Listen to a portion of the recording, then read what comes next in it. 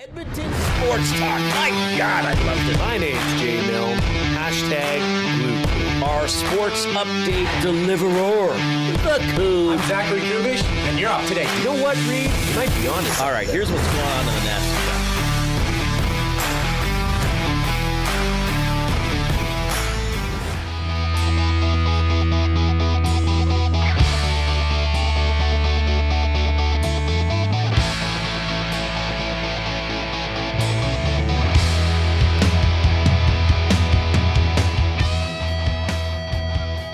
Oh my goodness, we're out of the cage. Well, that's mainly because we're transferring cages. Moving day for the EST Global HQ. What are you just you're just calling them HQ1 and HQ2? I think for so. the time being. Yes, the move is ongoing. Man, oh man, glad we hired movers. I know it was all three wasn't our decision. I'm glad because we would have been there all weekend moving. Well, the staff. Oh, and it would have been terrible. And we'd all be exhausted. And we'd all hate each other. Well, you and I wouldn't. You and I wouldn't, but you know. But there would have been some show clashes. It would have been some animosity. Well, not animosity. There would have been some just tension. It would have been unnecessary. So it was good. So the setup is happening at the new office. Which what did we move? 8 blocks? What did we figure out it was? 9, something like that. Yeah, ish. It wasn't. It's not far. But the shows starting at 6 a.m. tomorrow morning will be from the new HQ. So today, the Nielsen Show and the Hangout were from the original headquarters. We've been live here at BP Westgate since 11 a.m. Lock Shop, Oil Stream, EST Afternoons with Hernan and Gager. And now, the Reid Wilkins Show, hey everybody, with Jason Milne, is here until 6 o'clock. Zachary Kubish is back at the HQ. One of the last things remaining at the original HQ is the technical desk and Coop, the technical desk. Nobody's ever called it that before. You just did. I just did. Yeah, we're gonna have to go with that from now on. It's the EST it's technical desk. Yeah. Coop, are you there? I am actually here. Yes. Okay. Bruce from William Huff came by as well. Yeah. Well, give us the update. What's happening around there? Yeah. So, it's quite empty. I can hear myself echoing off the walls. So my audio from here is probably not very good, but I'm the last remaining person existing in this entire office that we do call, EST Studio 1 or whatever it was, the former offices of Edmonton Sports Talk. So is it all empty except for the technical desk? That's the only thing that has to be packed and moved? Yeah, it's my chair, all the wires and cords, everything that's running the stream virtually right now that you guys are connecting to, and then... yeah, me, myself, and I. All the walls have been taken off, the wrap from William Huff as well. They did a quick job. They came in here. It was 30 minutes. They took everything off. So, and then now they're gone. Can't say enough of William Huff. And they're going to give us... William Huff in about 10 minutes or so is going to sponsor the off-topic topic, which is related to being at Boston Pizza. That's how I got the idea for this one today. Even though it's not related to what you and I ate for lunch. I thought it might be, but that was weird. We may be back here for dinner. That was odd. Depending on how things go. So anyway, thanks a lot for joining us. He's Jason Milne. I'm Reid Wilkins. It is Edmonton Sports Talk, your clear choice for Edmonton sports. We have a lot to break down today. Elks lost again. We're going to go over that. Thrilling finish last night in BC. Hamilton really... well, doing the Elks a favor because both Winnipeg and BC stay at 3 wins, though the Elks are still stuck on 1, but a great finish in that game last night. Big event coming up, well, across the street because we're at BP Westgate. So over at West Edmonton Mall, the Ice Palace this weekend, it's the big 3x3 event. Yes. And Canada has won this. They might have won it every time it's in Edmonton, but the Canadian team will not feature Edmonton's Michelle Plouffe. She has retired from international basketball. She is, to me, one of Edmonton's great athletic stories of all time. Obviously, her twin sister, Catherine, also a tremendous player, but Michelle specifically announcing her retirement today. So she's going to join us on the phone for a few minutes at 3:40. And Jed Roberts will hop in. He's coming to BP. That's still the plan. That's the plan, baby. Get him right here, sitting in between us to talk Elks and life stuff for sure. People can get in touch. Reid at EdmontonSportsTalk.com is one email. Jay at EdmontonSportsTalk.com is Jay's email. You can text 780-218-9999. That is the afternoon inbox presented by River Crew Resort and Casino. home of Tap 25 Restaurant, where the entire menu is 50% off 7 days a week from 2 to 5 p.m. Of course, you might be listening to us on the audio stream on iHeartRadio or using the TuneIn Radio app. Thank you for doing that. Make sure you tell other people how they can find us. We also have the YouTube channel, Edmonton Sports Talk. Subscribe to that if you haven't already. If you're on the YouTube stream today, give us a thumbs up, click that like button, and you can jump into the nasty chat as well and speak with us and with each other. I'm already seeing a couple of people asking us, well, you specifically, Jay, what Luke Wilson is saying about the CFL. I saw somebody, we don't know actually. So we're going to talk about what we think about the CFL. And I haven't seen what he's been saying. I think he tweets quite a bit. Mm-hmm. So I don't even know if I could keep up with it. I was trying to. So not to say, here's the thing. When you host a talk show, we talk about a lot of stuff, but it's not our job. We're not going to talk about everything. Wow. Some people just have, I don't even know what he's saying. I guess it's important enough because people want to know what we think about it. We're just going to tell you what we think today about a bunch of stuff. Yeah. So, we've got a lot of CFL discussion to get to. We don't even know what he's saying, quite frankly. And I as you know, I don't spend, I didn't even see Dusty's video that he tweeted till today. So I don't even see what my boss is tweeting all the time. I don't spend a lot of time on social media. All right. Also, my internet's being a pain. At some point, mine seems pretty good. I'm on the BP guest. Are we coming through? Well, Kuba, tell us if we're knocked off the air. You know, Reid, I have to monitor the inbox, so I'm going to flip over to my phone. Oh, the text line, yeah. So also at some point during the course of the show, I will give you my thoughts on a couple of things that I've been talking about a fair bit. On the weekend, Jay, how about this? I saw both Superman and Fantastic Four. You did not. Yes, I did. I went to both. I saw Superman Saturday afternoon. I saw Fantastic Four Sunday afternoon. I went to both. I rattled off both of them. I was like, I just got to do it. Reid, I love my family, and I love my wife, and I love my children. Good. But, man, wouldn't that be something to just have a weekend where you can go watch two movies? I'm pretty lucky. Did you go back-to-back on the same day? No. Superman Saturday, Fantastic Four Sunday. Slept on it, and then went to Fantastic Four. Yes. Wow. What a life you live. I can't remember the last time I went to back-to-back movie in the days in the theater. Maybe never. I think it would be too much. Maybe when I was a youngster in my 20s or something like that. Okay, I'm pretty lucky. Well, you're gonna break them down. I'm gonna break them down, but later. Okay. Oh man, you're making me wait. Later. I'm gonna break them down. I will just say this: I liked both of them. Scalding Gord says, Jay, are you going to bring me an iced tea? Oh, is he here? I don't know. We don't know. Oh, yeah, Library Pat, that's a good idea. We got to ask Jed about hydration. Oh, the Case Stevenson stuff. Yeah, thank you. I'm glad we probably would have forgot that. We would have forgot. Because a bit of a different day, obviously, for us here. All right, but let's start with some Elks discussion just to tee it up, and then we'll dive even deeper into this at about 3:20 or 3:22. The Elks lost. The final score. Okay, let me ask you this though. Hang on? You were about to say the final score flattered them. Well, I was going to say the final score was 21-18. So what I'm going to ask you is, was it actually a close game?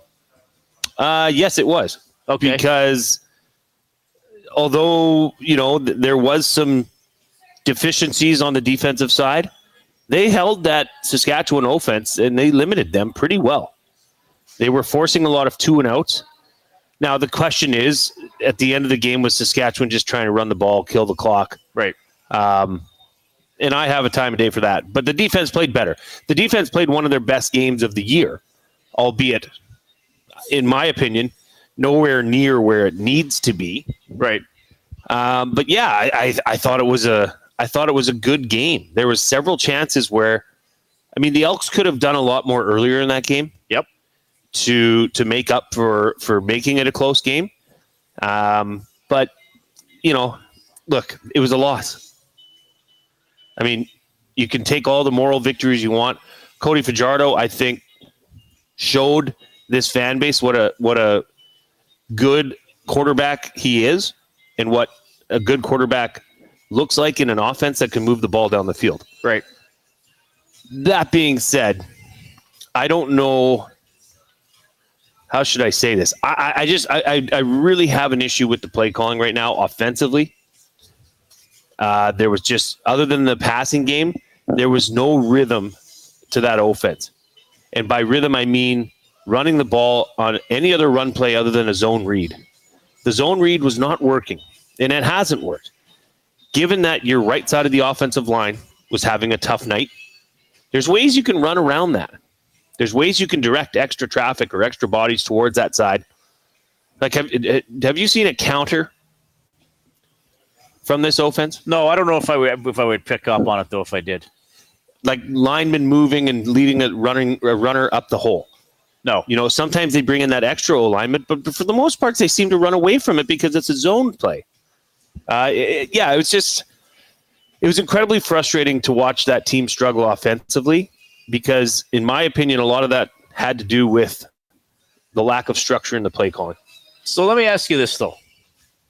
And to me, this is the meat of the discussion, perhaps, about the play calling. And you mentioned how poorly, especially that right side of the offensive line played. Yeah. I mean, they were just getting turnstiled. Is that the word? That's a great way to describe it. If I were the offensive coordinator of that team, I would have been of the belief that not any running play I called was going to work. Fair enough. I don't disagree. But if that's the case, you still need to get the ball into your running back's hands or run away from it. The left side of the line with Ivy, Corte, and then Beard anchoring, right, was doing a better job. Run towards them, but run towards them with an extra blocker. They have a fullback in Tanner Green. Mm-hmm. Use him as a fullback, right? Or Reid sometimes, and you saw this on Friday night with MBT, or was it Thursday night? Sorry, in Calgary. Right, yeah. Little dump offs. Just get it out of the quarterback's hands quick so that the rush has no effect on the play, right? Or let them, I mean, they were all laying them all night anyway, so you might as well run a screen if they're getting through that fast anyhow. Not one screen. So you're saying that there were plays to be called that could have adjusted to your team's to weakness, your O-line getting their asses kicked. Night. Yes. Yeah. And I mean, hey, does that mean that Gabe McKellar and Brett Boyko are terrible? No. They just had a rough night. And quite frankly, Saskatchewan game planned for that and was moving defensive bodies around. There were twice, like where it was highlighted, where there was confusion between the right tackle and the right guard. Right. That led to a sack, albeit 8 sacks, Reid. Do you know how many sacks the entire Elks team has this year? I think it's 3. 4. Well, because we got 1 on against Harris. Yes, it was 3 going into that game. 4. Yeah. Saskatchewan doubled up their entire total in one game. And got 2 on the last 2 plays of the game. Yeah. But were Hail Mary situations anyway. But still, the Elks didn't even get the ball off to try to create something. So I just would like to see more in-game adjustments sooner. Because in the fourth quarter, that long drive they led to, which ended in a score to make it tight. Yeah, they were getting the ball out of Cody's hands fast to Justin Rankin, who then would take off and run with it and do the things he does best, which is run with the ball. You have to find ways to get creative, especially if you're getting in trouble continually. So do you think Max Simic then? Okay, so here's the question. Does Max Simic not know how to adjust, or does he have the adjustments and he waits too long to make them? I can't say at this stage of his career that he would not know how to adjust. Right. To me, I think he likes to stick to his game plan a little too long. But you have to be able to realize on the fly that a game plan is not working, or at least not as well in this one instance, and adjust. Right. And maybe that's somebody in a leadership role that can come in and guide him a bit and say, hey, we got to pull the chute on this because it's not working. Right. But running the ball 4 times is just, it's not sustainable. Well, and that's what frustrates me. Well, a few things frustrates me all that game, but that game was maybe not there for the taking, but it was. Sure, it was. It was. Well, it was there for the. It was Elks. There all game. It was there for the Elks to be ahead instead of behind at halftime or tied. Absolutely. I mean, it was 11-4, and Saskatchewan. I think. Well, no, I know they did. They got all those points. They got those 11 points late in the first half, right? Mm-hmm. So they won that inside the 3-minute warning. It was there for the Elks to have had the lead before that, or to be putting some pressure. Because here's what it seemed. Unfortunately, it seems like happens against the Elks over and over again. the opposition teams just kind of are like, well, we know we're going to get the ball back. There's no urgency for them to have to score on a drive. Right. Like, I know football is a long game, but sometimes there are those feelings where even it's halfway through the second quarter and you're starting to feel like, wow, this team needs to score now. Like, remember, like, I know the Super Bowl was a blowout, but there was that feeling early for the Chiefs where it's like, holy crap, like, they better score right away. Right. Because the Eagles are doing almost or it's going to get out of hand. And it did. Yeah. Now, this one didn't quite get out of hand. 21-4 wasn't great. But still, what if it's 21-10 going to the third quarter? The Elks might have very well won this game. We'll talk more about the play calling and stuff like that. The Dr. Carpy in the Nasty Chat says, I thought it was all Trey Ford's fault, though. Wasn't that what we were told? Well, I don't know who told you that. We didn't tell you on this show. We both thought that Trey was not performing at a high enough level. And I think a couple of his games were quite poor. I know Fajardo was the starting quarterback last game. He didn't get the win. That's what it's all about. I thought I thought you saw from Fajardo more patience and more poise in the pocket. And he is going to start the next game. So the quarterback play as a whole hasn't been good enough. It's been Ford 5 out of the 6 games. So most of that at that position would be on him. But Dr. Carpy, I don't know if you're trying to troll us or you just want to be a pain in the ass. You're off to a good start, by the way. I think Jay and I have clearly discussed that there are numerous problems with this team. On Friday, the O-line was one. I mean, the defense has given up at times too many long passes. At times there's been play calling. At times it's been penalty. Well, the penalties were massive on Friday and a couple times in other games. So it's a lot of different things to get to 1-5. 11 penalties for 133 yards. And one of them cost them a fumble. Another one cost them a first down. Both no yards penalties. Yeah. Cost them. That's 80 more yards in penalties than Saskatchewan took. That flips the field. I mean, and I don't know how you take a delay of game when you're kicking off. Even that gave Saskatchewan 10 extra yards to cough and corner them at the end of the game. So it's just, here's the thing, Reid. It's every game it's something. It's but every game for this team. And this is what it was last year. Oh, well, the defense rose their level to on Friday night. But guess what? The special teams were the ones that let them down. Offensively, I mean, you can't honestly think that Cody Fajardo was not an upgrade to Trey Ford. That was as clear as day. But you know what you heard from Cody Fajardo in the post-game presser? 8 sacks were given up, and he says, no, that's on me. That's not on my O-line. Like, that's a guy that's been there. That's a guy that's not afraid to take this team on his shoulders and say, you know what? I'm going to take a little bit of pressure off, although clearly it was not on Cody. Yeah. But maybe there is something to be said about that too, Reid. Would have Trey slipped out of 2 or 3 of those sacks? Maybe. Right? But then I think you outweigh the good with the bad in terms of how Cody can be such a efficient passer. Yeah. I mean, Cody Fajardo, his stat line was 26 for 33 for 346 yards, 2 touchdowns. That's good. That's really good. That's a good game. Yeah. And he did avoid pressure to help one of the touchdowns. So he can. He was running earlier. He can scramble a little bit. He extended that one drive when Saskatchewan took a 15-yard penalty when they touched him on the head when he went slid. Oh, the one late in the game. Yeah. That was the one Saskatchewan challenged. I don't understand. Well, I think there's 19 seconds left or whatever. I think Mace is like, I guess you're giving him. I'll just try it out. They don't need the timeout at that point. Somebody said in the post game, and I thought this was an interesting point. Kind of a bad look, isn't it? The challenge or the call? Like the league is clearly trying to eliminate hits to the head, right? Which that clearly was. Albeit it wasn't, but I guess it could have been damaging. I think maybe that's what Mace is thinking, that it wasn't a head-to-head shot. It wasn't even a forearm. You cannot touch the quarterback. I know, but maybe he's thinking, maybe there's some rule that'll let him get away with that.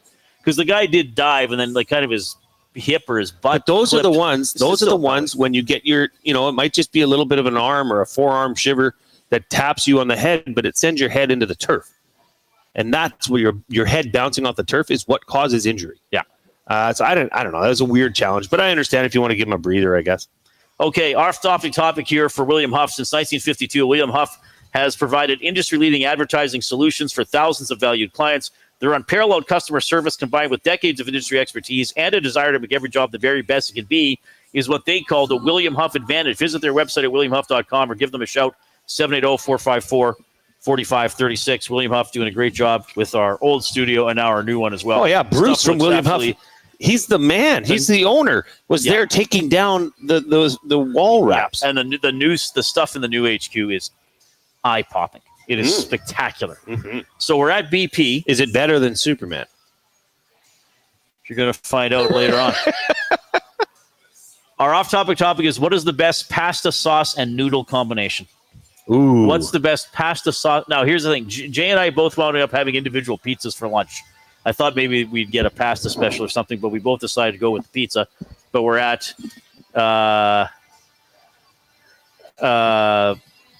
that's why you with me now.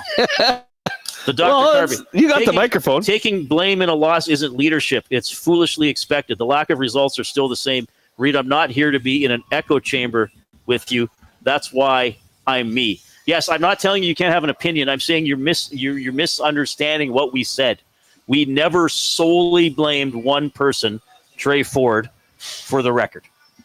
We criticized his performance. Yes. So I'm not criticizing. I'm not responding to your take on the football team. I'm saying don't write in and say, well, you guys said it's all Trey Ford, because we didn't say that. That's why I'm lashing back at you, the Dr. Carpy, whatever the hell kind of a name that is. Don't tell us we're saying things that we are not saying. You want to take a shot at me or at Jay or say we're full of crap, at least base that on things we actually said, not your little BS echo chamber in your own head. Okay? Listen and then participate intelligently with facts. All right, so the favorite pasta sauce and noodle combination. Mm-hmm. Like, I'm always happy with just like a simple penne with like a tomato, like a garlicky tomato sauce or something like that. I think that's a nice, safe bet. I'm more of a white sauce guy myself. Yeah. You give me a good fettuccine Alfredo, a side of grilled chicken. I'm a happy man. You give me that pepper boy. Right. You shake that fresh pepper on there and some Parmesan. Ooh. So I like it simple. But are you a ravioli guy or what's the other one called? Tortellini? Yeah, I don't mind tortellini. There's a lot of pasta that I like. Me too. But I think if I was just like, I just want to make a simple pasta. Yeah. Just a penne with a tomato sauce. Ooh. You would go tomato sauce, eh? Yeah. Yeah. If I had to, be stuck on an island with one pasta to choose for the rest of my life, it would be a chicken fettuccine Alfredo. Yeah. I like the spaghetti-like. And although I don't mind the little spirals, like the tight spiral, add some nice texture. Fettuccine. So send those in. 780-218-9999. Send us your best pasta sauce and noodle combination. And you can get creative. You can talk about something we've never heard of. That would be even better. Right on. All right, a little more on the Elks. Michelle Plouffe's going to check in at 3:40. Jed Roberts scheduled to join us in person at 5, which is pretty cool. Back to HQ1. It's final 2 or 3 hours. Here comes the Coop.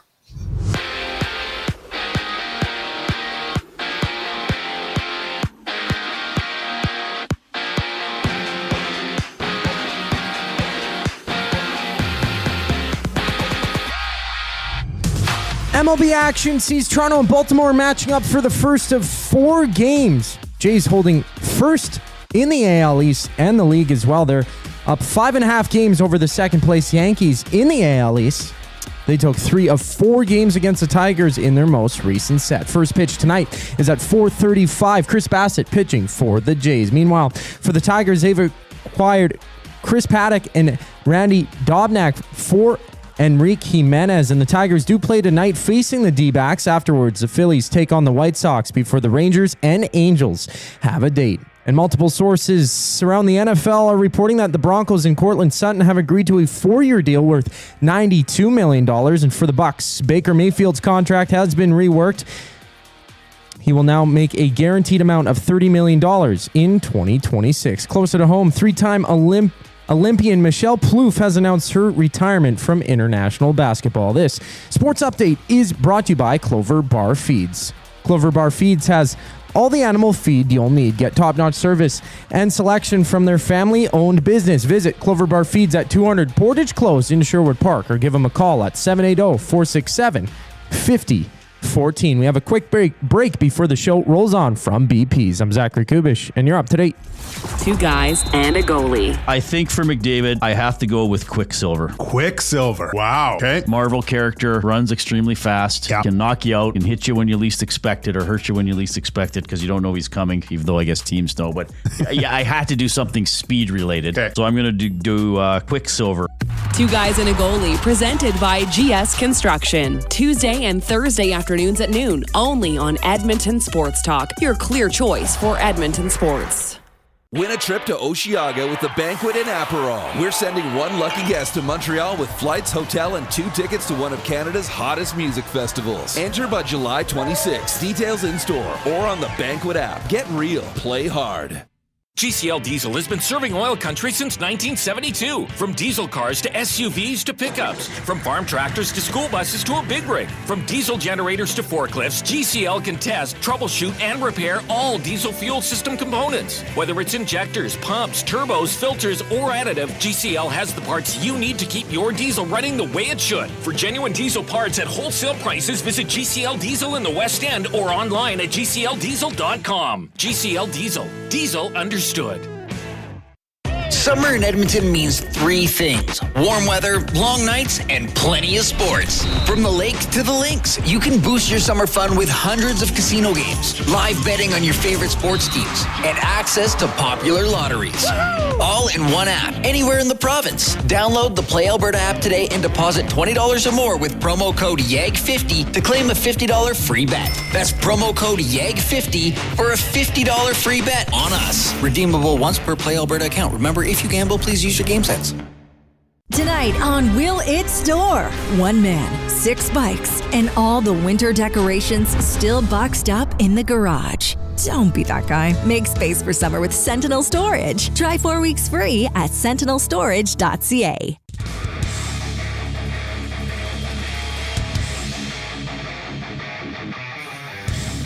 All right, we are live at BP Westgate today. Thanks a lot for checking out the show. Yes, on location as we are transitioning offices today. So tomorrow at 6 a.m., you'll see how everything looks from our new HQ. Yeah. It's incredible. We've been there several times moving stuff today. So earlier today, I often say to you that I'm clumsy. And I feel like you've never believed me till you saw me trying to assemble something today. That was something else. So Matthew had half assembled a TV stand. And so first of all, right away, I was freaked out jumping in halfway through. And then I couldn't tell. Jay put up a video of it. Like, I couldn't tell the size of the screws, where it was supposed to go. And this is how I live my life. I have very little ability with anything, like when it comes to like building. Like I don't know what it was like when we were in junior high. I think in grade 8 and 9, you had to take either industrial arts, like shop, or home ec. Like I took home ec.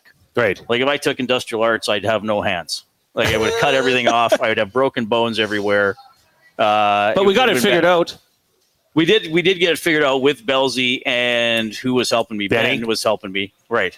And then there was, once that part got, because the part I was doing wasn't that difficult, but we figured. But then once we had to mount the TVs, putting the bracket on, that actually what even you had to think about that. That threw you for a major loop. The bracket. Well, once I understood it, but I didn't understand it because I can't visualize it. Mm-hmm. But then the one thing I understood was that it would have to be rotated to put the TV on. Yeah, you did mention that. That was good. But there was. I've assembled furniture my whole life, though, so you can't say, oh well, it's just a comfort level. That was easy peasy for me. You know what I mean? There were a couple people that were wondering if we were actually engaging in a fight here at BP's. Who thought that? A couple ladies. I think they thought something was going down at BP. No, we're not fighting each other. We're not fighting each other. The off-topic topic for William Huff was best pasta sauce and noodle combo. One-Eyed Pete says, Grilled chicken fettuccine Alfredo. I agree with Jay. VR Montenegro. I hope I'm not getting henwayed with this VR. He says, I enjoy cacio e pepe with spaghettini. Spaghettini? Oh, yeah, I like the little spaghetti, isn't it? What's the difference? Isn't spaghetti little? I think it might be even thinner. Thinner, you say? Yeah. Collingwood's Rob. Hang on, this is good. Angel hair pasta with a garlic parmesan cream sauce. Yeah, with that's shrimp. nice. Yeah. That is really nice. Dirty Curdy says, Reid, how do you turn it on and off like that? Once I'm gone, I'm gone. There's no recalibrated. That's impressive. I think you have to remember that this is a show. This is a show. And I've done it long enough that I know when to make something part of a show. For instance, Dr. Carpy says somebody suggested he got a tongue lashing. He said, tongue lashing, again, more internet tough guy yelling. Most people are afraid of me when they actually meet me. Oh, boy. Dr. Carpy. Are we doing this? Okay. I wrote back to him. I said, I can assure you I'd love to meet you and would not be afraid of you. I hope you enjoyed being part of the show. Jeez. That's a good one. Look, I'm big. Is that what that means? No idea. Okay. No idea. Well, Mike from Calgary says Italian sausage meat with pappardelle.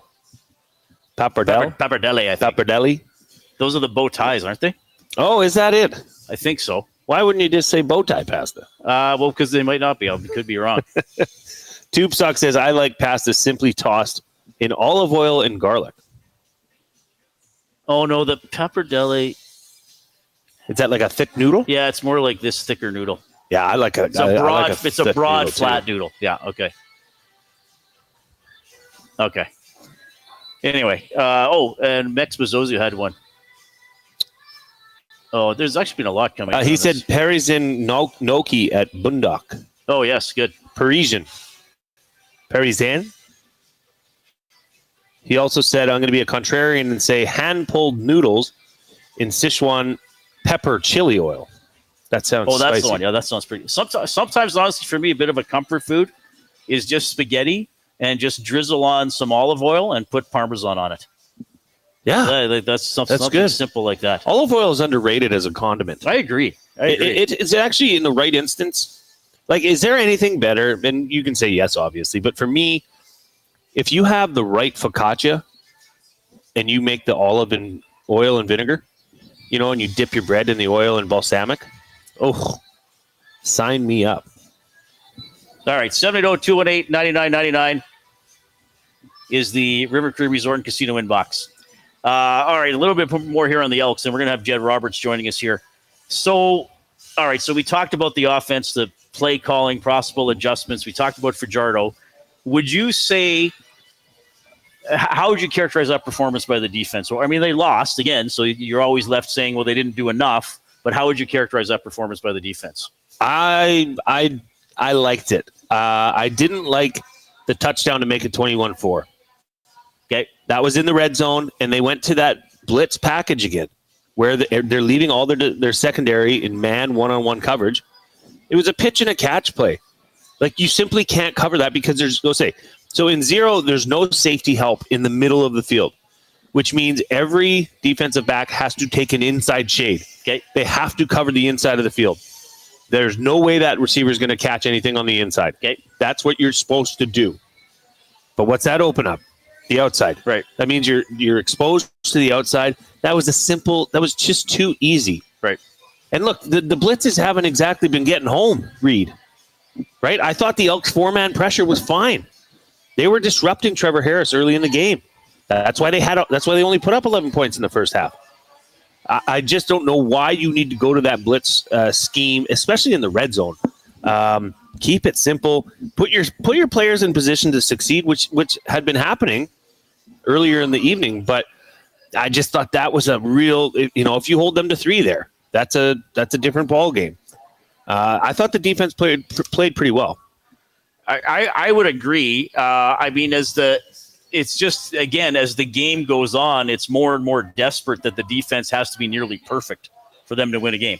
Again, 11 points and a half is not bad.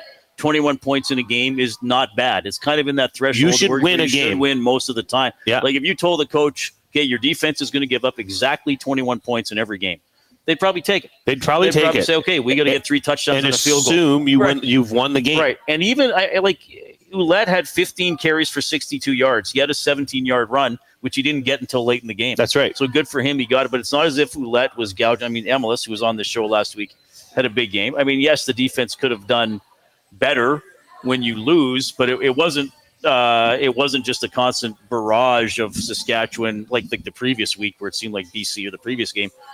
So better, but again, still ultimately a loss. Still only the 2 1 sack. Yeah. I didn't feel either. We talked about the offensive line. I thought the defensive line and the pressure did okay, but I still felt like they're kind of not winning the line of scrimmage enough on defense either. Well, and they've had 1 interception this year, Reid. Yeah. And you know who got it? It was a D-line. Serezna. Yeah, Serezna. I mean, okay,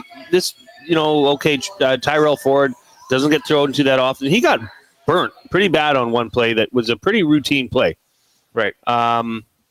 It's just not good enough. 0 interceptions by our defensive secondary 6 games into the year. Yeah. That's unacceptable. So, yeah, although the defense played better, I think they're nowhere near their, what they're capable of. Right. Which, I mean, maybe that's a promising sign. I said to you before the show, actually, we were running around. I think we were at the Dollar Tree getting kitchen supplies. But I said, this team, if they can click a bit better and get that O-line sorted out, I think that was just a scheme thing that put them in vulnerable positions, the right guard and the right tackle. If they can figure that out and learn how to, maybe they need to zone block that. I'm not sure. I think this team, that was a much better effort, I would say, than certainly the week, or not the week prior, but the game prior. But still, it's still a loss. They just can't put it all together. Here's the thing: 11 penalties for 133 yards. Yeah. Okay, you're not going to win games taking over 10 penalties. No. And giving up 8 sacks. Sorry, I'm surprised that was 21-18. Well, yeah, that's I'm surprised they had a chance to go for it at the end, and maybe I was really hoping Vincent Blanchard would get a chance to kick like a 65-yard field goal. Yeah. Because he's got the leg to do it. He's got an active leg, Reid. Well, he's got an active leg, or he's got a lot of leg talent. Leg talent, yes. So, what do you think about that? 9 plays resulted, 8 or 9, I keep forgetting. 8 or 9 plays resulted in a sack, and 11 other plays. So you were talking 19 plays in which the Elks just handed yardage. Yes. And killed anything they might have done. It was awful. It's just like, here's something for you, Saskatchewan. Here's a sack where we lose yardage, or here's a penalty where either we lose or you gain. Well, and think of the turnover on the punt. That was a no yards. Yeah. I mean, that was a clear fumble that was recovered by Josiah Shackle. Everybody was doing their job except the one guy that I honestly think, and I'm not saying this in any disrespectful way or any kind, but I think a lot of these players that come up, American players, have flashes or moments where they completely forget that they're in the CFL and need to give 5 yards. And I understand that. You've been playing football your whole life as one way, but you can't do that in a game at that critical moment. Whether that's the special teams coordinator saying, hey, guys, reminder, 5 yards, 5 yards. Like I've heard coaches from the sideline yelling, 5 yards when the ball's in the air. Yes. I've heard that. Yeah, at all levels of football. Yeah. I guess know what's going on a bit and then maybe help them out a bit, because that was a costly penalty amongst others. But yeah, I mean, if you look at the O-line giving up 8 sacks and them taking 11 penalties, I'm surprised it was that close. Yeah, that's a good point. And I also said, I look at the schedule. I looked at the CFL standings today, and I know we're going to get into it a bit later, but I don't know that they just took the best team in the West to the brink. They challenged them. That was a toss-up game at certain points. I mean, certainly later in the game when they got the ball back and they just ran out of time but got sacked twice. I think this team with Cody Fajardo at the helm is a team that can make some noise. All right, we better break here. Michelle Plouffe coming up in a few minutes. We'll have Jay's play of the day as well. We're live at BP Westgate, the Reid Wilkins Show with Jason Milne.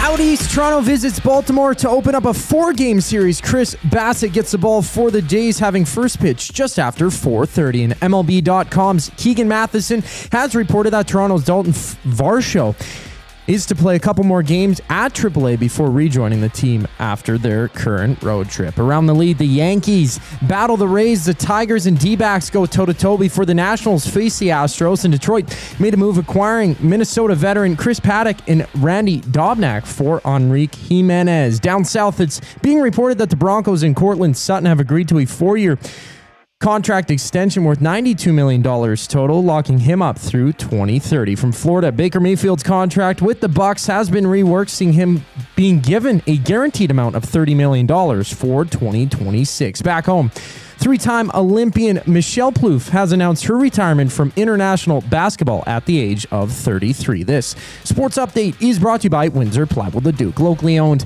and operated, serving Leduc and surrounding areas since '93. They have doors, flooring, baseboards, and of course, they have plywood. Go see the knowledgeable staff today at Windsor Plywood Leduc. After the break, Michelle Plouffe connects with Reid and Jay. I'm Zachary Kubish, and you're up to date.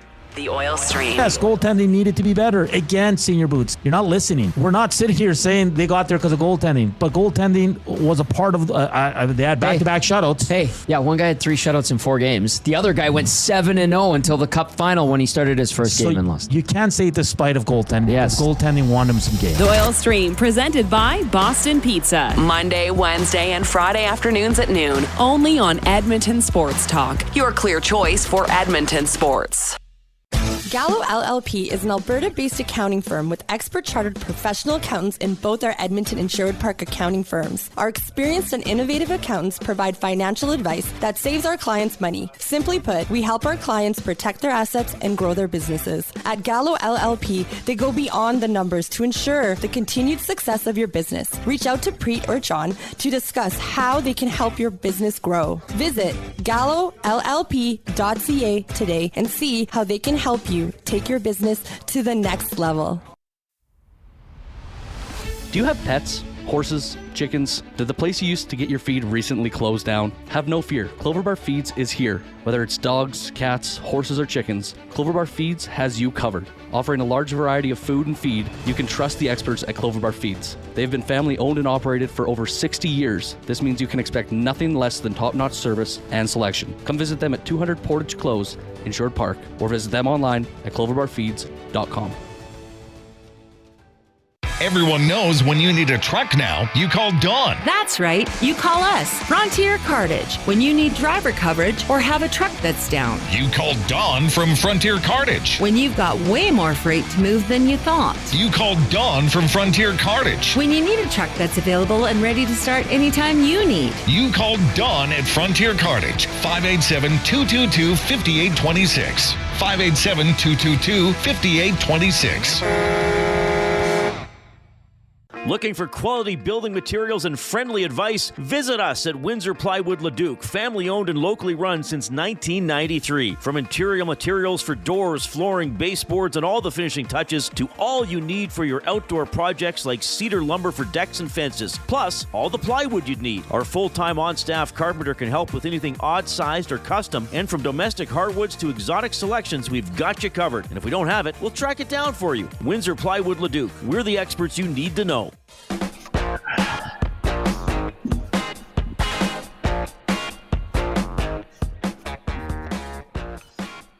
All right, thanks all for joining us this afternoon.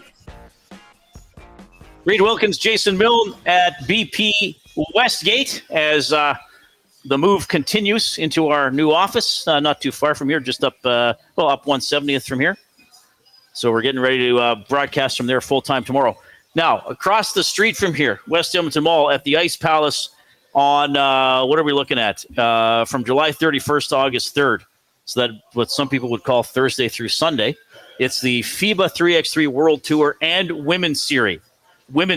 Now, for the first time, ever, the Women's Series event will not feature our next guest playing for Team Canada. She is one of Edmonton's all-time greatest and most accomplished athletes. Michelle Plouffe has announced her retirement from international basketball. Michelle, you're on with Reid and Jay. How are you doing? I'm doing great. How are you guys doing? We're doing well. Thanks for taking a few minutes to join us. I know you got a busy day here. I guess the question is, why now? Why did you feel this was the right time to announce your retirement from international basketball? That is a great question. Well, I was thinking about it, sitting on it for a The phone just crashed, guys. I'll get her back on the line. Okay, Coop's going to get her back on the line. Hopefully we can get her for a few minutes because I know she's got other stuff to do this afternoon. But, I mean, it's been pretty like I would actually say, Jay, it's been an honor for me to be able to cover Michelle's career. Right. And Catherine as well, but Catherine is still playing. She's still giving her. But I remember talking to them, when they were still not long out of high school and making the Olympics on the traditional team, the 5-on-5 team, and then getting a 3x3 and being one of the, often the world number one team on the Canadian team, 3x3, and going to the Olympics last year. So it's been pretty cool to be able to periodically interview one or both of them and be part of that journey. Now, Michelle is still going to be involved as she's going to take over as the 3x3 performance manager with Canada Basketball. So probably no one better to do it. But I mean, we've had them both on the show, even the short time we've been doing this together. But both, I think, incredible stories and really, quite frankly, inspiring for Edmonton athletes. 100%. I mean, what they've done, the level that they've played at, and what they've given back. I mean, you see these girls doing a lot of camps. You see them. I mean, right now, one of my daughters is in it's like a program on growth and, being a better athlete, a better person that they're putting on. The Plouffe sisters are putting on. They're just good people doing good things in the community. I mean, you can't ask for more than that. Okay, Michelle is back. Okay, Michelle, we'll get to it here because I know you got something at the top of the hour. Why now? Why have you decided to retire from playing international basketball? Yeah, I think I was just ready to be done. Honestly, there was an opportunity to move into a different role, and I was like, well, I can do what you need me to do. Really, they weren't asking me to apply, but I think in the background, when I saw that they were looking for someone, I was like, well, I think this is the time. And I mean, I didn't know after Paris, I was like, well, that was the goal. Like, it was to get to the Olympics, it was to obviously do our best. And so I don't have a whole lot to check off the list in terms of what to pursue in basketball, although I've had so much fun. And honestly, this week has been bittersweet. So it's now I'm like, well, did I want to retire? No, I'm just kidding. I totally did. It's just a new chapter. So it's a long time to put into what I've put into 3x3 in basketball. And so I'm just so grateful for the journey and for everyone who's coming to watch this weekend in Edmonton. It's going to be special. Well, I wanted to ask you about the 3x3 tournament that's going on at West Edmonton Mall. My family, we took it in last year when it was downtown by Rogers Place.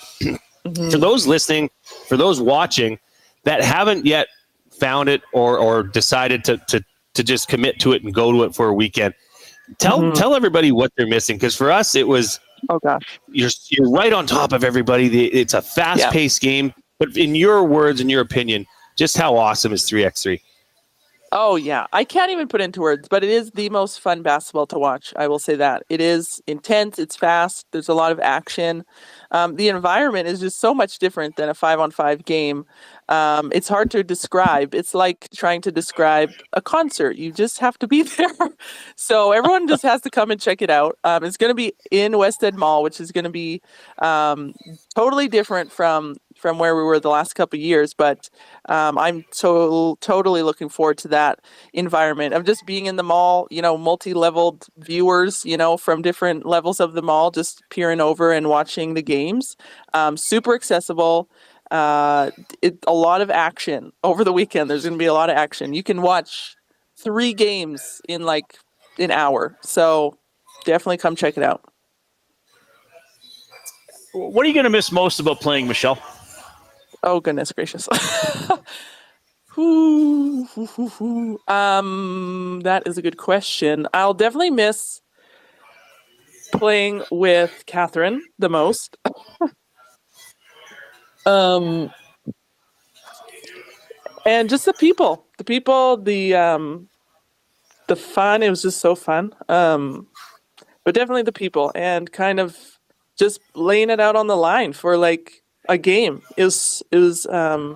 yeah, I'm just so blessed to have had so many opportunities and experiences through basketball. Gonna miss putting it all out on the floor for sure. And for me, just, giving it all, carrying myself to the best of my ability, off court, on court, trying to be a great teammate, great competitor, and just showing up to compete, showing up to play, showing up to practice was all worth it for sure. And yeah, I think it's just the people make the experience, and definitely gonna miss playing the pick and roll with Catherine the most. So Well, you guys were great at that. Sorry if that question made you a little emotional. Maybe I do have one more. I know you got to go right after. So the okay, new this whole job week is going to be emotional. Fair enough. The new job is 3x3 performance manager with Canada Basketball. Yep. Now I know that was just announced today, so maybe you say, "Hey, Reid and Jay, I got to learn it still." But what are some of the priorities going to be for you now in that position? Yeah. Been working on a bunch of things behind the scenes. It's everything, because I'm the first full-time 3x3 staff member that they hired. So that's great in that they, now we're building out programs for both the men's and women's high performance in 3x3. So it's been great to work with the men's and women's sides to be like, okay, what are the pathways? What do we need to do to get two teams in World Cup qualifiers, in World Cups, in Olympic qualifiers, in the Olympics? That is the main goal. And both programs look totally different because of, this way to qualify is a little bit different on the men's side and the women's side, just based off of the tour and the women's series. So that's like big picture. And then everything that has to do with 3x3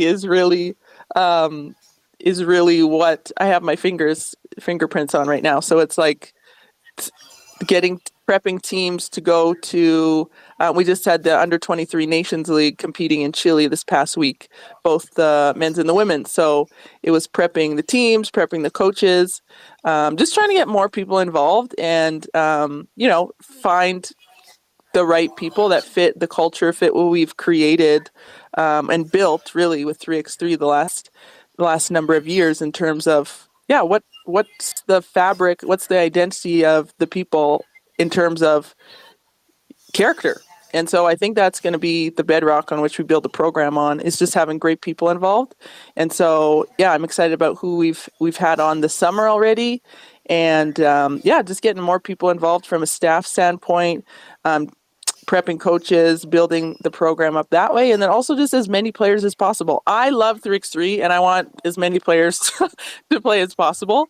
And so it's figuring out how can we get players opportunities, and who fits from an off-court standpoint, and also whose game fits, because 3x3 is a little different, where you can't just play one role. You got to do everything. So it's been fun to find players like that.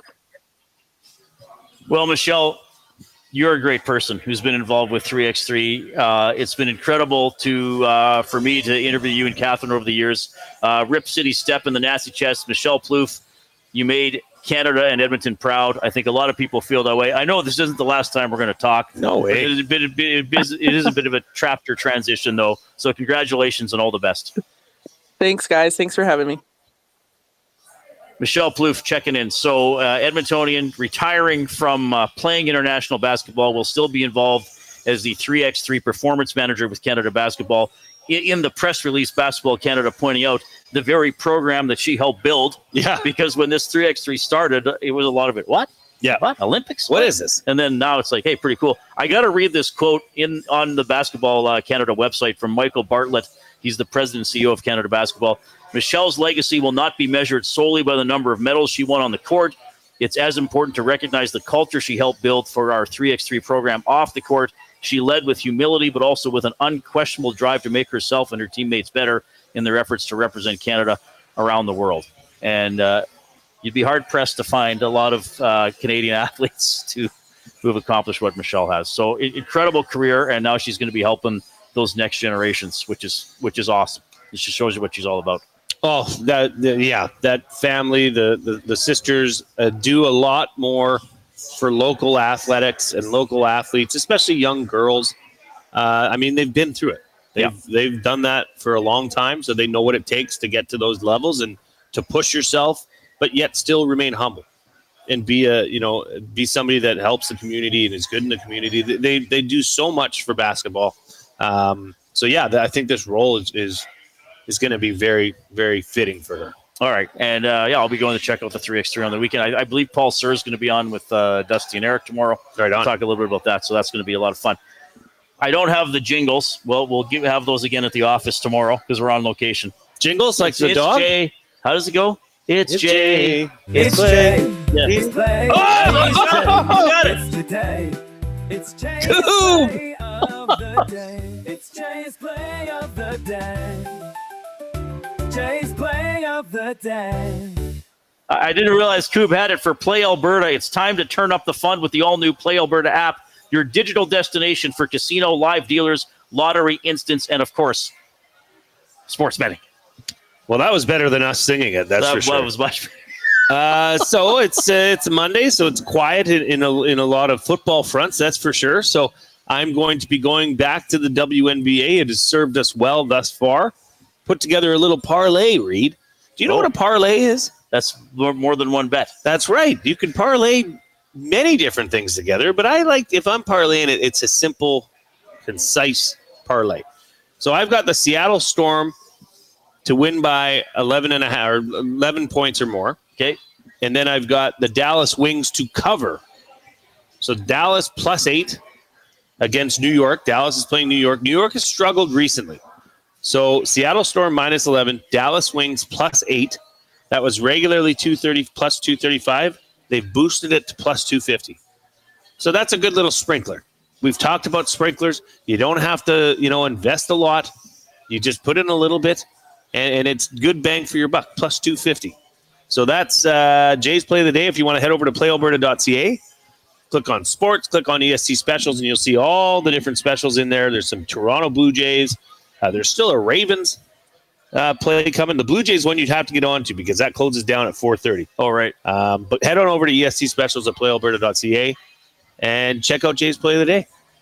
Do we have it one more time, Coop? We're making Coop do a lot. We're asking. It's Jay. He's probably. It's today. It's Jay's play of the day. It's Jay's play of the day. Jay's play of the day. He's probably like packing in between. He's probably painting right now. He's probably painting over some of the painting with the headphones on. Oh, shoot, they need me. Yeah, I feel kind of bad for him back there in that empty office. But it would be a lonely place right now. It would be weird. What did I call it? The technical desk? The technical desk. He's at the EST technical desk. Yeah, I think we're going to have to call it that. All right, 780-218-9999 is how you can text us. The River Cree Resort and Casino inbox. You can email Reid at EdmontonSportsTalk.com, Jay at EdmontonSportsTalk.com. You can also post in the nasty chat on YouTube. Remember, if you get a rise out of me, you're part of the show. You should be honored. That is. I get that rise every day, Reid. Yeah, that's right. We got the oil understood for GCL Diesel. We got my reviews of Superman and Fantastic Four. Can't wait. For buying or selling for Damon Bunting. We'll have Fired Up for Gemco. Jed Roberts is going to join us right here at BP Westgate. Back after the 4 o'clock break. The Lock Shop. First place, Toronto Blue Jays. Not in the East, not in the American League, in all of Major League Baseball, Huss. I honestly can't believe we're saying it. Like, the last time this happened was 93. At any point, did we think that this team, after years of where, here come Vladdy and Bo, like, they were World Series favorites or top 3 for a couple of years. And now they're looking like the team that we thought they'd be 3-4 years ago, and I don't know what to make The Lock Shop, weekday mornings at 11, only on Edmonton Sports Talk, your clear choice for Edmonton sports. If you aren't wearing a Connect belt, what are you waiting for? A one-size-fits-all belt with a smooth, hole-free track system makes it adjustable for the perfect fit. With fully customizable options, you can choose your belt color, material, and buckle to suit your style. 100% Canadian-owned and operated, Connect belts are designed for work, everyday wear, and even a round of golf. Check out the large selection of men's and women's styles at www.knktbelts.com. Connect belts, the perfect fit every time. Your home for live music and great performances is The River Cree Resort and Casino. Don't miss award-winning platinum country artist Jake Owen at the River Cree Resort and Casino, August 15th. Get your tickets at rivercreeresort.com. River Cree Resort and Casino. Excitement? Bet on it. The Canadian Brewhouse is turning up the flavor this summer with our new summer feature menu. Try our jerk chicken skewers, Cajun shrimp tostadas, and street corn salsa. Bold bites made for patio season. Get them while it's hot. The Canadian Brewhouse. Our house is your house.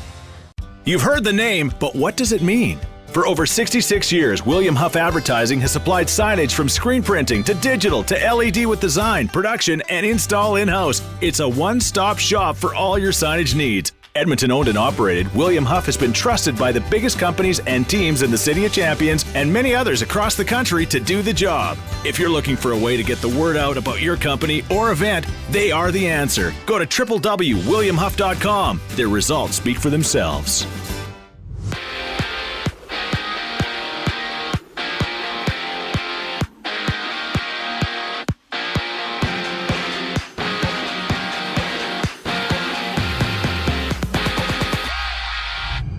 The Jays, the best team in baseball, take on the Orioles for the first of 4 games. Chris Bassett, the starter, with first pitch at 4:35. And MLB.com's Keegan Matheson has reported that Toronto's Dalton Varsho is to play a couple more games at AAA before rejoining the team after their current road trip. Elsewhere, the Cubs and Brewers play. St. Louis hosts Miami, and the Red Sox take on the Twins, while from Detroit, the Tigers have traded for Twins veteran pitchers Chris Paddock and Robbie Dobnak in exchange for Enrique Jimenez. NFL news, multiple reports saying that the Broncos have extended Courtland Sutton to a $92 million contract extension, locking him up through 2030. In basketball, Canadian star Michelle Plouffe, a 3-time Olympian, has announced her retirement from international basketball. While in the WNBA, there's 2 games on tap. New York and Dallas hit the floor, while the Storm and Sun tip off from Connecticut. I'm Zachary Kubish. That was your sports update. The second hour of the Reid Wilkins Show starts right now.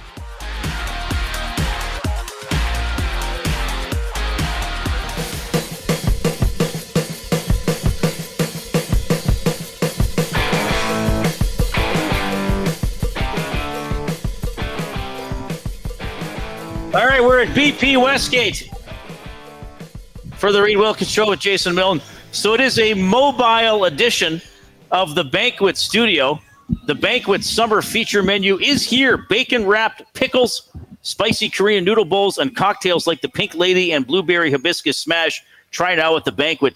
Get real, play hard. We're moving into our new studio today. All our programming will be from there. Tomorrow, our off-topic topic for William Huff is, what is your favorite pasta and sauce combination? We had a bunch of stuff come in as soon as we threw this out there, so I'll reintroduce it. Well, I've got some more, too. We have some more still to get to. All right, what do you have? What are a couple? Bronco Nick says Sambuca Rose with sausage and rigatoni. That sounds pretty good. Sully says rigatoni with a good meat sauce. And Smith TM14 says fusilli and chorizo, tomato, and basil. Well, that sounds good. That's nice and simple. What is rigatoni? Is that the... Rigatoni's getting a lot of love right now. Rigatoni might be the big circles. Oh, it's like the cylinder. Yeah, the wider one. It's bigger than penne, right? It's a large tube, and penne's a large quill. tube. Yeah. I like a good large tube. Yeah, so rigatoni's pretty good, too. We got a lot of good stuff coming in for that one. It's making me hungry. Well, we did eat. We ate quite a bit. We were fed pretty well. We were hungry. We were hungry because today. we were helping to move, sort of, and I was not helping put together a TV stand. Oh, you did your best. Then we went to, what did we go to? The Dollar Tree? Dollar Tree? It's like a brand new. It's brand new. Staples. Right? Oh, and we went to Staples as well. That was also exciting. It was a little bit of a Reid and Jay outing. We did have a nice little outing. Met some interesting people. Yes, we did. Along the way, which was fun. There's Dollar Tree's this new store. Dollar Tree. Apparently, it just opened. Yeah, it's its grand opening. So you know, right, because we asked for something, and the attendant said we might not have that yet. They're still getting some shipments coming in. How about those movers, though? The movers were Incredible. In and out like a thief in the night. Well, they're pros. They are. It always impresses me, and again, I moved a little over 2 years ago, when there's something that you have and you think, that's a 3 to 4 person job. And then one of them they know how to do it. They know how to get the leverage on it, their experience. Yeah. Or they have, a strap or something that might help get a little leverage along the way. Very talented. So it's nice when you see, when I showed up, the gentleman, I think his name was Matt, was moving the video game machine. By himself. Well, he was wheeling it to the truck. Right. I'm not sure if he carried it down himself or not. I didn't see that. But then they have the lift gate and everything just goes up. Right. It's so that's another reason to hire movers. Yeah. It's not only are they better at lifting, they have the proper equipment. They also have the things that help them along the way. Oh gosh. Whereas your Honda Civic probably doesn't have a. I still have the cube van from Yvonne's Furniture. Oh yeah. Did you use that for Trev's? Yeah, we moved Trev with it. And I did say, hey, we could probably fit everything in here. But this was just a lot easier. I'll say that. Yeah. And even though the movers still did their moving job, this has still been a lot of things going on. There is a lot going on. Like there's poor Matty, his head's probably going to blow off. He's incredibly organized though. And he seemed pretty chill today. I think he's pleasantly surprised with how smooth it's been going. Well, and the thing is, we do have 10 full-time EST employees and some other people who are around a fair bit. I mean, Belsey just came to help today. It was unreal. So that was nice. So some of the stuff that has to be unpacked, it can be unpacked. And as you know, at least I found from because my house over the weekend, I was rearranging some stuff. I'm like, that can't be on that What'd you shelf rearrange? anymore. You actually want to know? I do. I moved my dog's ashes to a different place in the house. And what prompted the move of the ashes? If you well, you know what? I thought they would be nicer on another surface where they are, and you know how some areas of the house just accumulate dust, and where the ashes were, there was just always a lot of dust on them, and I thought I don't want them having that much dust on there. Oh, I moved the ashes to a new dresser top. Smart. And plus, I was rearranging some clothes the other day. So, you're never set up. Right. So, when a box gets unpacked by someone this week, that doesn't have to be where it's put. It's like, oh, I can't believe Jay put that bobblehead there. Well, then we'll move it. Yeah, it's not an exact science at this point. All right. So, yeah, the move, we think the move is going pretty well. We hope. We're not there. We'll find out in about an hour and a half. Yeah. Well, yeah. And 2 hours. The technical desk gets moved. Coob, I think you're carrying that over to the new place yourself. You're rolling it up 170th Street. You're rolling it along. Of course, BP Westgate is where we are. And this is sort of a secondary location from us because Tom does a lot of oil streams from here. He does. Throughout the course of the Oilers season as we dive into the oil understood for GCL Diesel, providers of the best diesel engine components around, from turbochargers to injectors, fuel pumps to sensors. They are the critical engine component experts. Proud to serve Edmonton and Northern Alberta for over 50 years and now a partner of Edmonton Sports Talk and the Reid Wilkins Show. GCL Diesel. Diesel.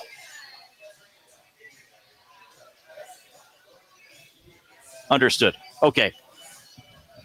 So we've had watch parties along the way. And we've had, when Tom's here, our listeners, our nasties, people in the nasty club as we call them. And I think our nasty bash might be next Friday, by the way. August 8th. Save the date. Oh, save the date. When you got married, did you do a save the date or did you just invite people to the wedding? I think we did not so much a save the date, but an Ursava. So just send out invitations. Yeah. Because is that a thing now where you mail people and you say, hey, save the date, August 18th, 2027. But why don't you just mail them the invite? I guess maybe because I'm assuming they want you to keep that weekend free like a year in advance. Maybe. That's a good question. I don't know when we mailed out the invites. It would have been because we got married July 21st, 2007. They would have come out probably February, like pretty early enough so that you're not okay. And we didn't do it on a long weekend or anything like that. So it was, probably a weekend that most people were there. We had most people show up. I think they say when you email or when you send out invites, you are 75% will show up. Okay. So just know that in your numbers. Right. We had much higher than that. Well, because you guys are popular. Well, yeah, hip cats like us, It's going to be a wedding you want to go to. It was a good wedding. But yeah, the save the date thing, I get it. But you could maybe email the save the date. Yeah, or text. I don't know. I guess some people like everything formal, and like we got married so long ago, I was on the typewriter making the invitation. Yeah, you were click, click, click, click, click. I'd love a typewriter. I'd type the what out of that writer. Would you? Oh, we'll get you a gosh, yeah. typewriter. I love typewriters. Manual typewriter. They used to have the We could fancy find electronic typewriters. Yeah, that would do the thing on their own. Well, they were electric, right? Yeah. Well, maybe we'll try to find you a manual typewriter for the new studio. You could have a little desk in the corner and smoke cigars and drink scotch. Have a little. Hold on a second, Reid. I got to finish this up here. This has got to go to press, Reid. How do you spell McDavid again? 1 M or 2? 1 M, Jay. I'm not sure why there would be 2. So, but then I came here. Well, I remember being here for the game. They beat the Islanders in overtime. Mm-hmm. Wasn't that the one Pickard intercepted the pass and threw it ahead to Draisaitl, who scored on the breakaway? Yeah. I might have been here for another game. So that's a large group of people watch. I'm wondering for when people, and you can tell us 780-218-9999 is how you can text us. That's the River Cree Resort and Casino inbox. River Cree Resort and Casino, featuring Italia Restaurant, home of the $6.99 brunch special from 11 a.m. to 4 p.m. on Sundays.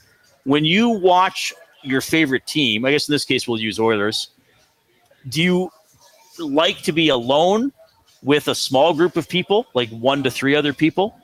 If so, is it the same people, or are you fine watching in a large group?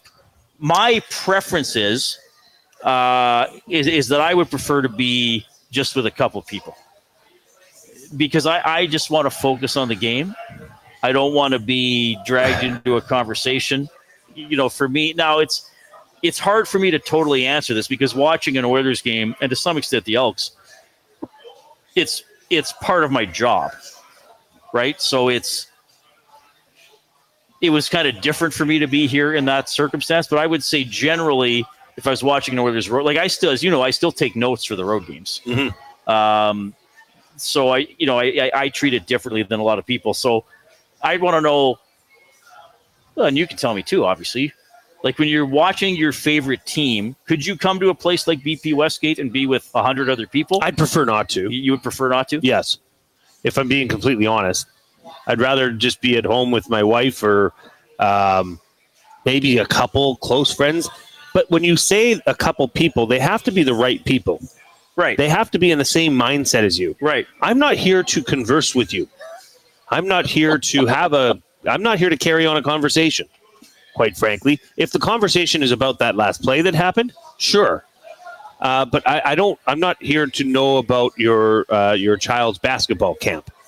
I'm here to watch the game. So as long as the people that you're with are like-minded, which I'm sure like having a watch party at a BP's would it's all like-minded people. They're all Oilers fans. That would be pretty good. But you don't want to get stuck in the conversation. You know what I mean? Yeah, and I guess you're missing a half of a period because you can't get out of a conversation. That's the worst case scenario. If you want to focus on the now, I remember when I was working at City TV, there was a gentleman who was working at City TV from Australia because he'd met. I can't remember if they were married or getting married, but he'd moved to Edmonton because his spouse or future spouse was in Edmonton, and he would ask me about hockey, and I talked to him about sports he followed in Australia. And then one day he said, like, I'd love to just sit and watch a game with you. Right. So we picked a game. I don't think it was an Oilers game. I think it might have been like Montreal and Boston or something. Not a playoff game. But I think it was me and his girlfriend or wife. I can't remember if they were married, and another coworker. So there were 4 of us. But I went into that situation knowing he was going to ask a lot of questions. Sure. So I was prepared for that.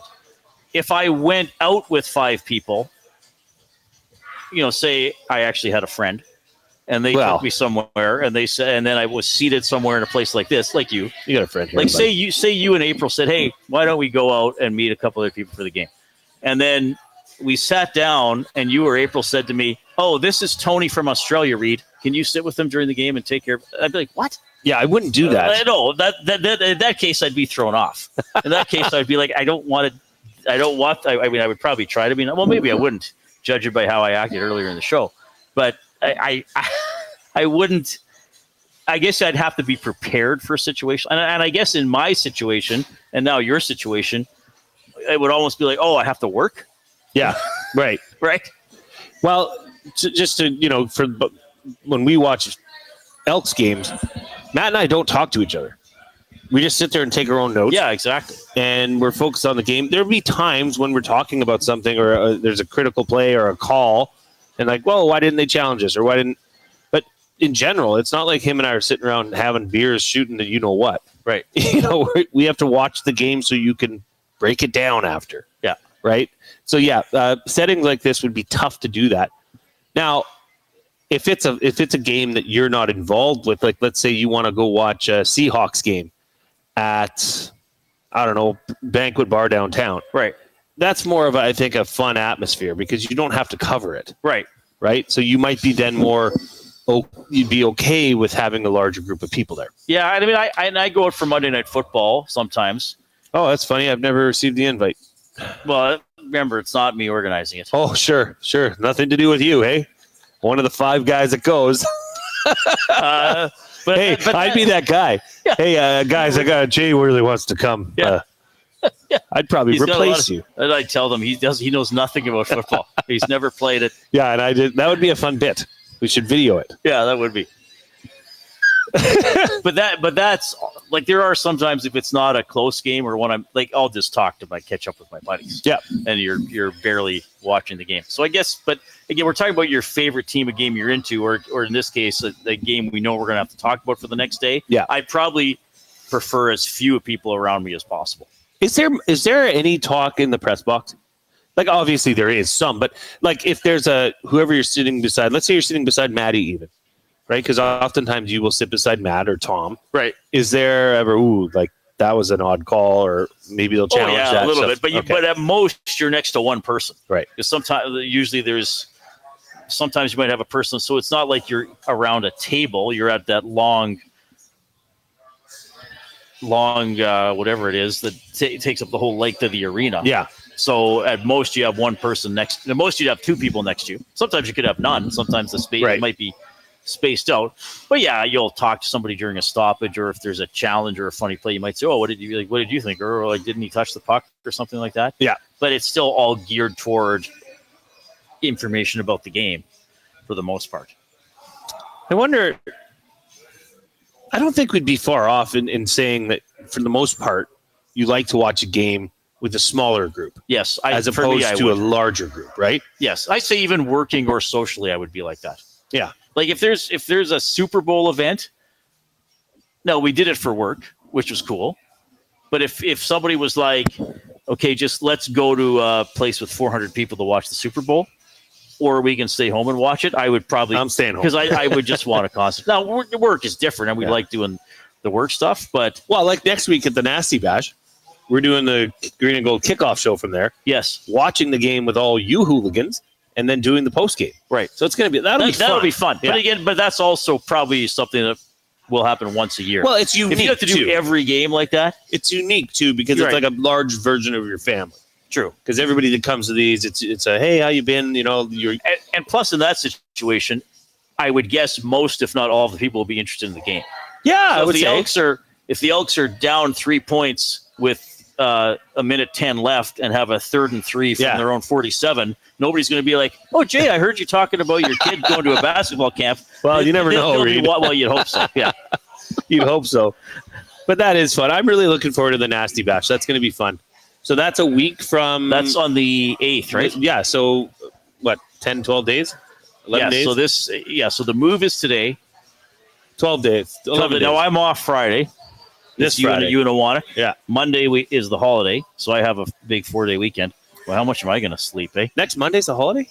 Yeah, that's what do they call it? The civic holiday? Is that still what it's called? Was that August long? Yeah, it's already the August long weekend. So isn't that Heritage Days? We were talking about festivals. Right. So that's here, and then isn't Folk Fest right after that? Or is Folk Fest this weekend? I think too? Folks could be. I think Folk Fest might be the following weekend. Are you going to Folk Fest? I've never been to Folk Fest. You've never been. And everybody tells me, Reid, you got to go. And I'm always like, I don't know. August 7th to 10th, yeah. So so that's the following weekend. It's the Nasty Bash. And then it's right into Fringe on the 14th. 14th. It's 14th to 24th. So there's still a lot going on in the. And you're going to be gone for quite a bit in August. I think I'm a part-time employee in August. I believe I only work 9 days in August. Wow. Wow. Well, I should have had you structure my last week contract. I didn't work at all in August. That's true. Last year was my retirement practice, as I called my space. I suppose I was too. Though I guess we did the last week of August. We did our practice shows. Those were awesome. Such as they were. Those were awesome. I don't remember them. A little off the rails, but it was fun. Yeah, well, we did what was the longest one we did? An hour. Yeah. And was Coob even there? Well, Coob missed the first week of the actual show. I think I did the practice shows and then missed the first week of the actual program. And you were like, I don't know if I'm coming back if these are the guys. Okay, you can email Reid at EdmontonSportsTalk.com, Jay at EdmontonSportsTalk.com. Bronco Nick sending in a number. I think he was here earlier and we missed him. Bronco Nick, today is the last day for EST at HQ1. The final live show there is done. EST moves ahead, new seeds to spread, a bunch of new memories to be spun. That's pretty good. Oh, I got one here that came in from VR Montenegro. Might as well get to it while Coob's on the button. The Global HQ move will be over soon. A chance for a Boston Pizza afternoon. Plouffe done wearing the leaf. Fans left in disbelief. What would happen to the Earth without its moon? Well, if only time and science had an explanation. Yeah. I don't know, VR. I'm not much Sounds of an like something out of a superhero movie. Oh, what a tease. Maybe we'll talk about Superman and the Fantastic Four when we get back. Here comes the Coop.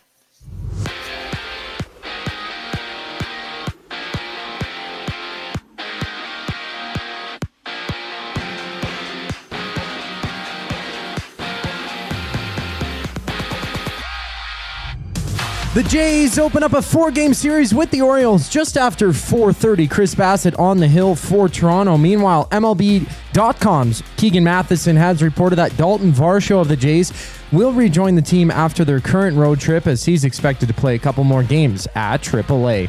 Elsewhere, New York battles Tampa. The Dodgers meet the Reds, while the Braves and Royals go toe-to-toe. And Cortland Sutton and the Broncos have reached a 4-year contract extension worth a total of $92 million. He played his entire career in Denver, being locked up through 2030. Back in Canada, 32-year-old Michelle Plouffe, a 3-time Olympian, has announced her retirement from international basketball to join the 3x3 team as Canada's performance manager. On the court, there's 2 WNBA games. Storm tipping off with the Sun before Dallas plays host to New York. The fantastic hour of the show continues after the break. I'm Zachary Kubish, and you're up to date. The Nielsen Show with Lieutenant Eric. Justin Dunk of 3 Down Nation. There are definitely Fajardo jerseys in the stands consistently that I've seen at Mosaic Stadium throughout the last couple of years, but I do think that the fans are going to boo him just because he's on the opposing team. And Corey May said, hey, it's Christmas in July. That's a theme for this game for the Riders, but he wants a bunch of Grinches to show up to make it hard for the Elks to get a win. The Nielsen Show with Lieutenant Eric, presented by South Fort Chevrolet. Weekday mornings 6 to 9, only on Edmonton Sports Talk, your clear choice for Edmonton sports. Your home for live music and great performances is the River Cree Resort and Casino. Don't miss award-winning platinum country artist Jake Owen at the River Cree Resort and Casino, August 15th. Get your tickets at rivercreeresort.com. River Cree Resort and Casino. Excitement? Bet on it.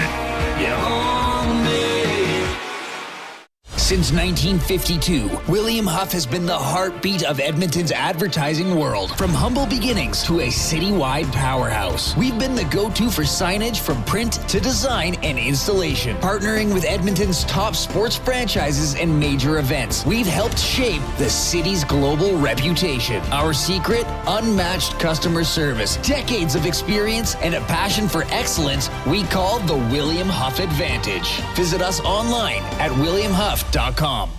Tonight on Will It Store, 1 man, 6 bikes, and all the winter decorations still boxed up in the garage. Don't be that guy. Make space for summer with Sentinel Storage. Try 4 weeks free at sentinelstorage.ca.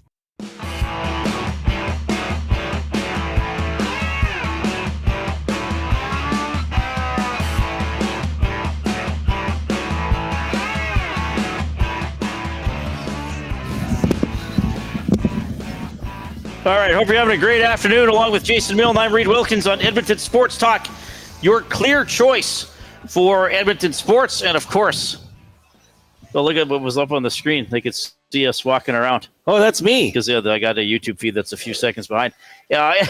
Edmonton Sports Talk is presented by Play Alberta. Why settle for less when you can have it all? Play Alberta brings you casino games, live dealers, lottery, instants, and sports betting all in one place. Players can get a $50 casino bonus by depositing $20 and using the code EST Casino. You can get a $50 free sports bet by depositing $20 and using the code EST Sports.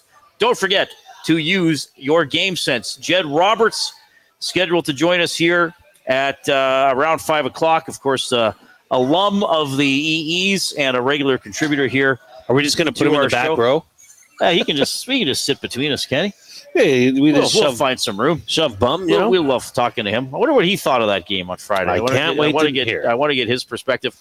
You can get in touch texting the afternoon inbox, 780-218-9999, presented by River Cree Resort and Casino. If you are taking us in on YouTube today, we appreciate that.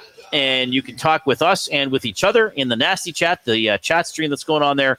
And give us a thumbs up. We're trying to get to 100 every show here during the summer. And we are on pace to do that. But don't stop it. Share if you've already given us a thumbs up, share the show link with somebody else and get them to pop in, check us out, and give us a thumbs up. All right.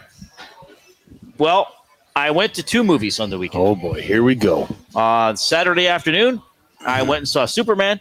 Okay. And Sunday afternoon, I went and saw Fantastic Four. First Steps, to give the full title. And this is going to be buying or selling for Damon Bunting, a consistent top-producing realtor in the greater Edmonton area for over 17 years. He and his team would love to help you find that right home or make the move from your current home. Community-driven, he understands what it takes to make a difference in our city. Check him out, DamonBunting.com, Instagram handle, Damon Bunting Real Estate. Now, first of all, what's your level of interest in seeing these movies in your life? You want 0. Okay. Absolutely 0. All right. But I do know that this is in your wheelhouse. Yes. And I love your storytelling. So I am very excited to hear your in-depth reviews of both Superman and Fantastic Four. Well, we got a few minutes to do it. I don't know if they'll be somewhat in-depth. And I will try to avoid spoilers. Okay. So some things I mentioned may have some indications about the movie, but I think I'll be able to avoid spoilers for the most part. Am I allowed to interrupt you at times and ask questions for clarity? Yes. Okay. Yeah, for sure. So, first of all, a huge thing for me is my dad came to both movies. Hey. That was awesome. Good. That was awesome. My dad was able to come to both movies. I don't think we'd seen a movie together in the theater since probably last summer. Oh, fun. So that was awesome. He was able to come both days. So that was a thumbs up right there, sitting with my dad watching movies. Can I interject with my first question? Yes. Are you a popcorn, M&M's, or are you? No, we don't get anything. Nothing? No, we just get there just in time. Not even we get there just in time. Yeah. A soda? Usually not, because I don't want to have to pee. True. Good point. So usually, veteran move. Usually I don't get anything at the movies. Okay. So I saw Superman first. I would say Superman is a good movie. I thought the acting was good. Rachel Brosnahan is Lois Lane. I guess she was in that Mrs. Maisel show that was quite popular. Okay. So she was good. What's his name? David Cornsweet was Superman. I didn't know of him before he was cast as Superman. And Nicholas Hoult, who was Beast in some of the X-Men movies and was in Mad Max Fury Road. He's a really good actor. He was Lex Luthor. I thought that their performances were good. I thought all the acting was good. I mean, it's a spectacle. It's got Superman flying around. It's got him fighting other super beings and a big monster. I mean, it is in the trailer. There's this big sort of kaiju or dragon type thing that he fights. It's very there's definitely some very comic booky stuff, which for people who aren't in that might be like, what? Seriously? Again, not to give too much away, but there is sort of this other dimension. And I realize, for people who aren't used to how do you so easily get to another dimension? Well, in comics, you do it all the time. Right. End scene, start scene. Yes. Yeah, exactly. There you go. They're in another dimension. there's not a lot of Clark Kent. It is mostly a Superman movie. It's not about his identity per se. His daytime job. Right. There is a scene and then maybe another mild scene where he's Clark Kent, but basically he's Superman the entire time. It's really good how it sets it up. I liked how they started it. There's a very quick, not a crawl like in Star Wars, but like text that comes up. This happened, this happened, this happened. Here's where we are now. He's already Superman. It's not an origin story. Okay. His origin is referred to, and it's an important element of some parts of the story, but it's not like, oh, it's a 2-hour movie and it's an hour before he's Superman. Like he's Superman right away. So I like that. There were times where I felt, okay, let's go. And it's not that it was poorly paced, but you sort of get a sense of what the conclusion is going to be, probably what's going to happen. And I the final fight looks great, and yes, it's spectacular, but it was a little tedious after a while. It's like, hey, it's Superman being tough, and he's got to overcome this. I thought there were a couple scenes mid-movie that were more climactic than the actual climax in terms of pulling me in and making me feel excited. Okay. I'll say this about Superman. I think it's a good movie. I think it's a decent superhero movie. I think it's a below-average James Gunn movie. Now, I am one of these people that if I like a movie, I like to find out who wrote it and who directed it. And James Gunn is, I think, an excellent director. He has a very quirky, weird sense of humor. He did the Guardians of the Galaxy movies, which are all very good, especially the first one. He did that show Peacemaker, or I don't know I think he directed a couple, but he was the creative force behind it. And I think he's very good at both celebrating and subverting the comic book genre. And that's what I enjoy about watching some of his stuff where, in Guardians, it's like he sort of has that nudge, nudge, wink, wink. It's like, can you believe there's a tree walking around and a talking raccoon? Like, this is stupid. But then at the same time, he pulls it all together at the end and they become the Guardians of the Galaxy and they are all friends and they're gonna be this team and make it work. I feel as if he wasn't as goofy as he usually is, or as twisted as he usually is in Superman. So that's more why, straightforward. yes, that's why. No, it's still funny. It still has elements of his directing in it, but I would say that for a James Gunn experience, it was less of an experience than some of the other superhero matter that he's tackled, including the Suicide Squad a few years ago, which I thought was quite good. So Superman, a good movie. Okay, so hang on. Is there a 10-sided die? Not in the movie, but are those things? Like you could buy a 10-sided die? Yeah, there's D10s for sure. There's D10. Okay, so we're going to use this as the ranking system. How many sides out of 10 would you give Superman on a D10? Probably 6. 6 sides out of 10. Yeah, on a D10. Okay, so that's your ranking of good. Yeah, like it's average. I think it's fair. Slightly, like I'd maybe give it a 7, maybe. Well, what is it, Reid? Well, okay, give it a 6. 6 it is. So for next day, I see Fantastic Four. Oh, hang on. Yeah, sorry. What about the dog? Was there a dog? Yes, there was a dog with a cape. A dog with a cape. I mean, I've never seen a dog with a cape. And I love dogs. There was probably too much Crypto, believe it or not. So the dog is Crypto. The dog is named Crypto. Now, isn't Kryptonite Superman's like Kryptonite? Yes, but Crypto is because Krypton was their home planet. Right. But is Crypto in reference to Kryptonite? I just did a spoiler by accident. Uh-oh. Is Crypto not in reference to Kryptonite? No, I think it's reference to Krypton, the home planet. Oh, the home. Okay. Kryptonite is where the substance comes from. And there is Kryptonite in the movie. If you're wondering, like, where they did that's that Kryptonite in. Bright line, the green stuff. Yeah. Okay. Yeah. Carry on.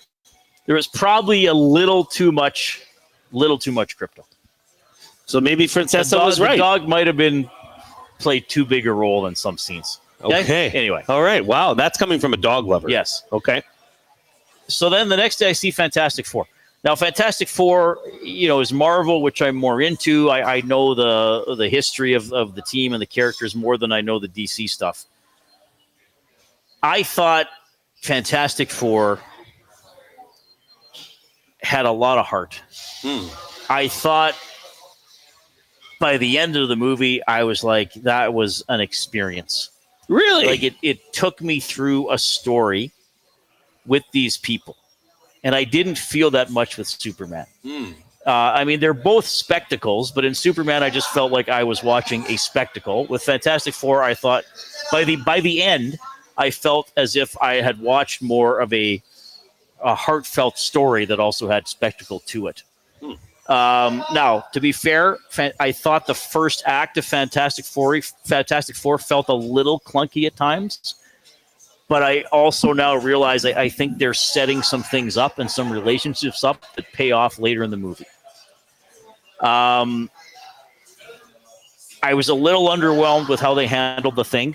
That's probably the one of the four that I didn't feel totally got his due, or he kind of had his own little storyline that didn't really. Well, who are the Fantastic Four? Mr. Fantastic, the Invisible Woman, the Human Torch, and the Thing. Okay. So Mr. Fantastic and the Invisible Woman are married. Right. And the Human Torch is the Invisible Woman's brother. Okay. So they all work together. They went into space and they got bombarded by cosmic rays and they got this power. And this movie, too, starts with them already having powers. Okay. Like they're 4 years into the Fantastic Four. They're beloved. And it's on an alternate Earth from where the other Marvel stuff has happened. Of course. Okay. So there's no X-Men or Avengers running around. And then they introduced Galactus as the villain, who is a big giant who consumes planets. And I thought they did a good job with that. Like, that's a weird concept. Like, he's thousands of feet tall. Is Galactus new, or was Galactus he's been around in the story for a long Okay. time? He's one of their arch villains. And one of the cool things that they did, and this isn't a spoiler because it's introduced in the first 30 seconds of the film, is that the Invisible Woman is pregnant. And then the baby is born during the course of the film and is quite pivotal to the storyline. And I thought that really paid off. I don't want to get too much into the finale, but the fate of the baby is a very big part of the storyline. And I thought it was a great movie about protecting your family and protecting the world at the same time. Oh, wow. The smallest little unit you could have and the largest unit you could have. And there were a couple things that happened in the finale where I was just like, oh my God, what's going to happen?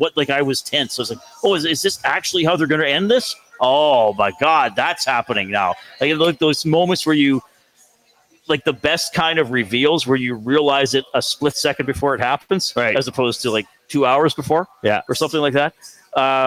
So I enjoyed the Fantastic Four more. I would give it an 8 out of 10. I think it's very well done. It looks great. It's sort of set in this, like it's an alternate Earth. So they have some of our technology that's more advanced, and then they have some things that look older.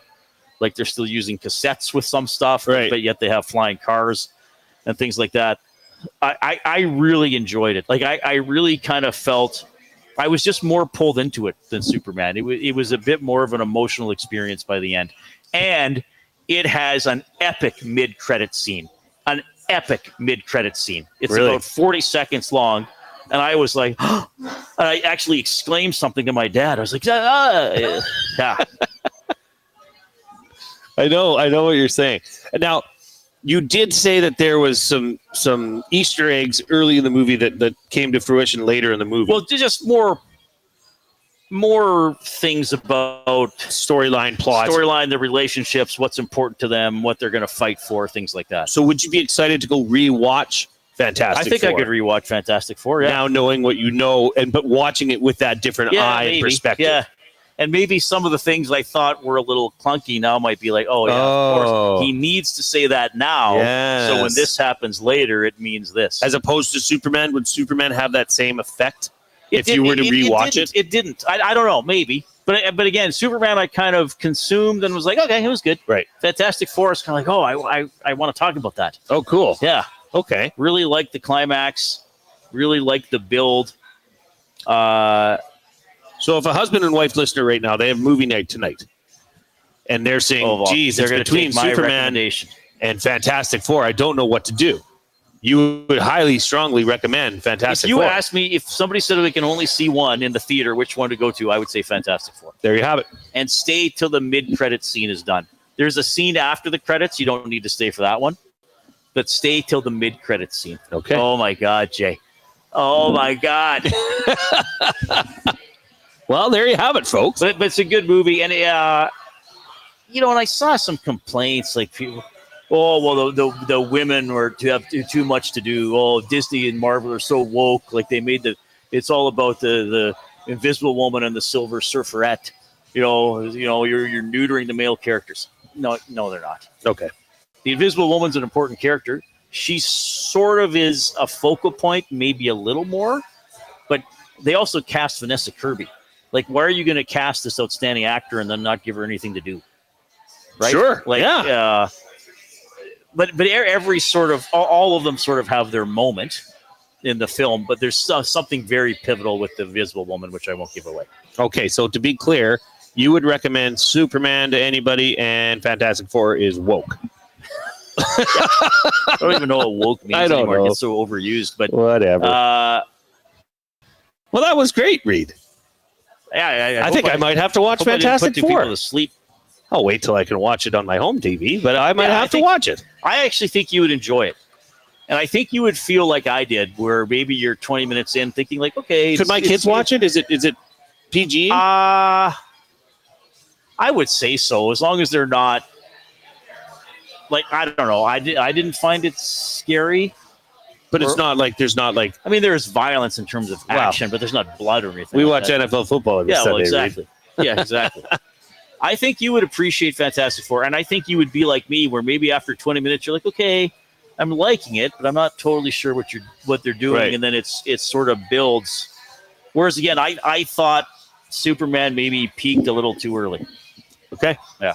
Well, and oddly enough, that probably wasn't the biggest movie premiere of the weekend. Well, no, it wasn't a premiere, was it? Fantastic Four or Fantastic Four opened was Friday. Yeah, it did open Friday. Well, and so did Happy Gilmore 2. Okay, did you watch that? No. Okay. I don't know that I ever will, Reid. A couple people at work watched it. Yeah, and I've heard confusing thoughts. I think if you go into the Happy Gilmore 2 with very low expectations, you might find it okay. But if you go in there thinking this is going to be better than the original Happy Gilmore, I think you're going to be disappointed. That's what I've heard. Oh, really? Okay. So I don't even really know if I'm going to watch it, because Happy Gilmore, the original, was just is so near and dear to my heart. I think that's one of the best comedy movies. That's funny. So I don't want to wreck it, like Ralph always does. Wreck-It Ralph. Yeah, you got it. Jay and I on location at BP Westgate. Today, this is our version of the Banquet Studio. Craving a late-night snack? Check out the Banquet's new late-night happy hour menu. Sunday to Thursday, 9 p.m. until close. Enjoy favorites like sweet and spicy lettuce wraps or the Banquet Burger at happy hour prices. The Banquet. Get real, play hard. Jed Roberts is going to join us at 5 or a little after. Fired up for Jemco when we get back. Here comes the Coop.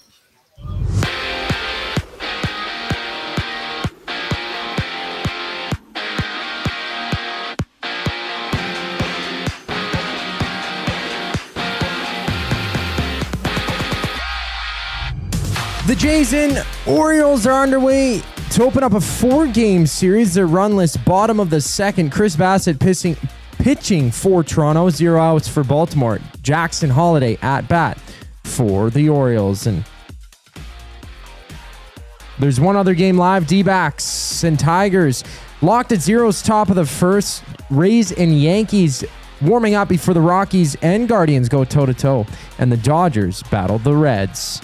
Down south, multiple sources are reporting that the Broncos and Cortland Sutton have agreed to a 4-year deal worth a total of $92 million. Closer to home, 3-time Olympian Michelle Plouffe has announced her retirement from international basketball. She'll join Team Canada as their performance manager. In the WNBA, it's a Storm and Sun tipping off, followed by New York and Dallas hitting the court. This sports update is brought to you by Paramount Flooring, proudly serving Edmonton and area for over 30 years. Their West End showroom is open 7 days a week. You can also shop online at ParamountFlooring.ca. The show continues after the break. I'm Zachary Kubish, keeping you in the loop.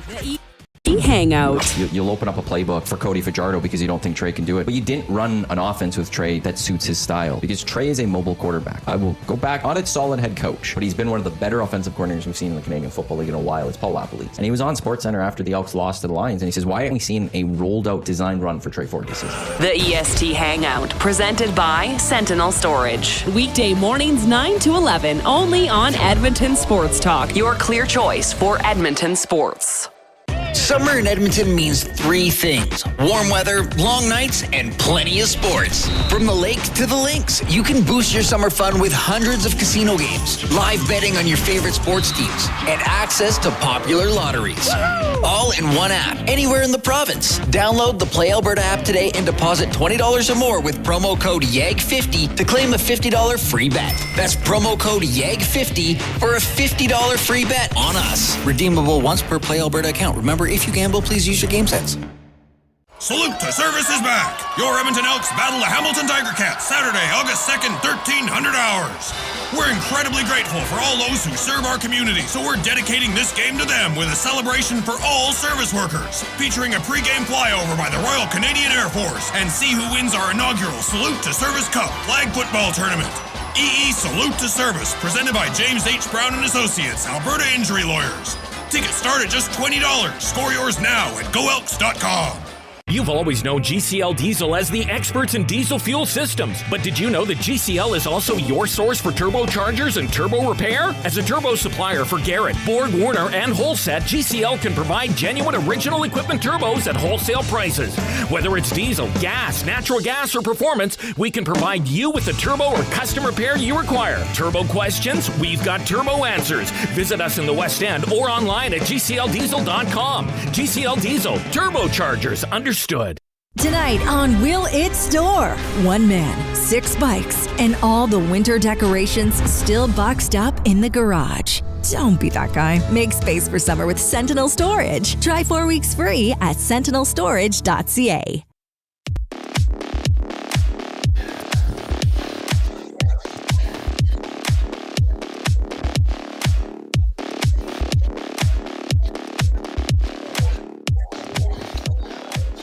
Hope you're having a great afternoon. It's 4:47 along with Jason Milne. I'm Reid Wilkins. Edmonton Sports Talk, your clear choice for Edmonton sports. So the Elks at 1-5 will be playing Hamilton on Play Alberta Field at Commonwealth Stadium Saturday at 1. So you guys are doing noon, Green and Gold kickoff show? Yeah. And who is you guys this weekend?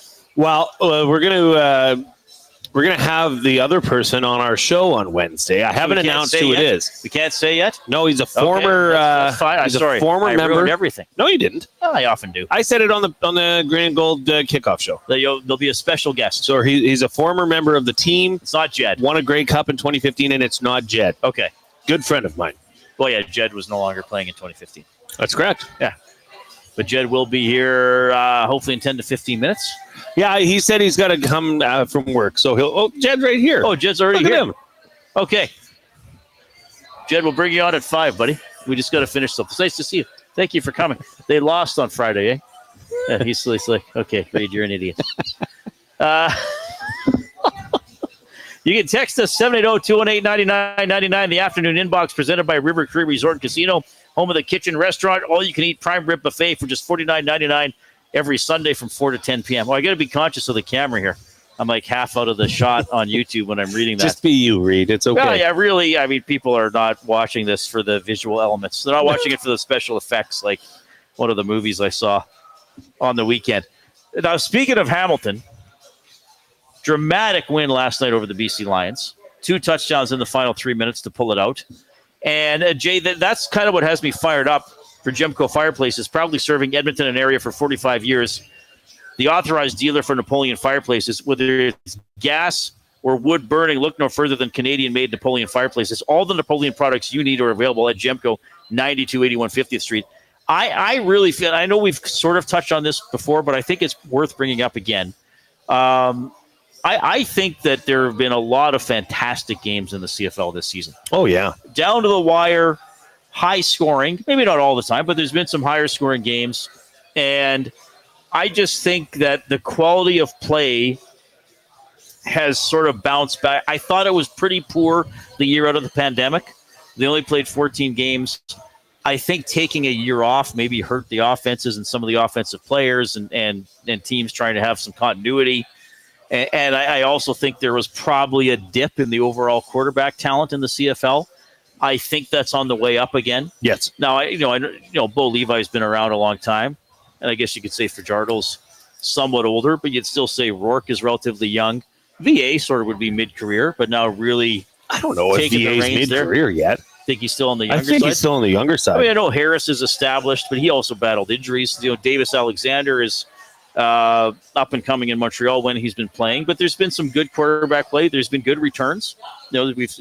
Saskatchewan won a play on second last play return. Even the old Elks, who never returned a punt for a touchdown, did it about a month ago. And even if you look at this week, Montreal beats Calgary 23-21 right at the end of the game. Yep. Saskatchewan beats Edmonton 21-18. Now, as we were saying, maybe the game wasn't quite that close, but Edmonton did have the ball last. Yep. With a chance to tie. It was a bit of an entertaining game. And again, we often say, if you're just sitting on your couch Friday night watching a football game and you go to that one and it's 21-11 now, you're probably going to watch. Now, I didn't see a lot of Toronto and Winnipeg, but storylines abound there with what's going on with the Bombers. Right. Because is this the year they drop off with age and maybe some injuries? Because Collaros is... I'm concerned about Zach Collaros. And I say this because he's had a history of injuries, head injuries.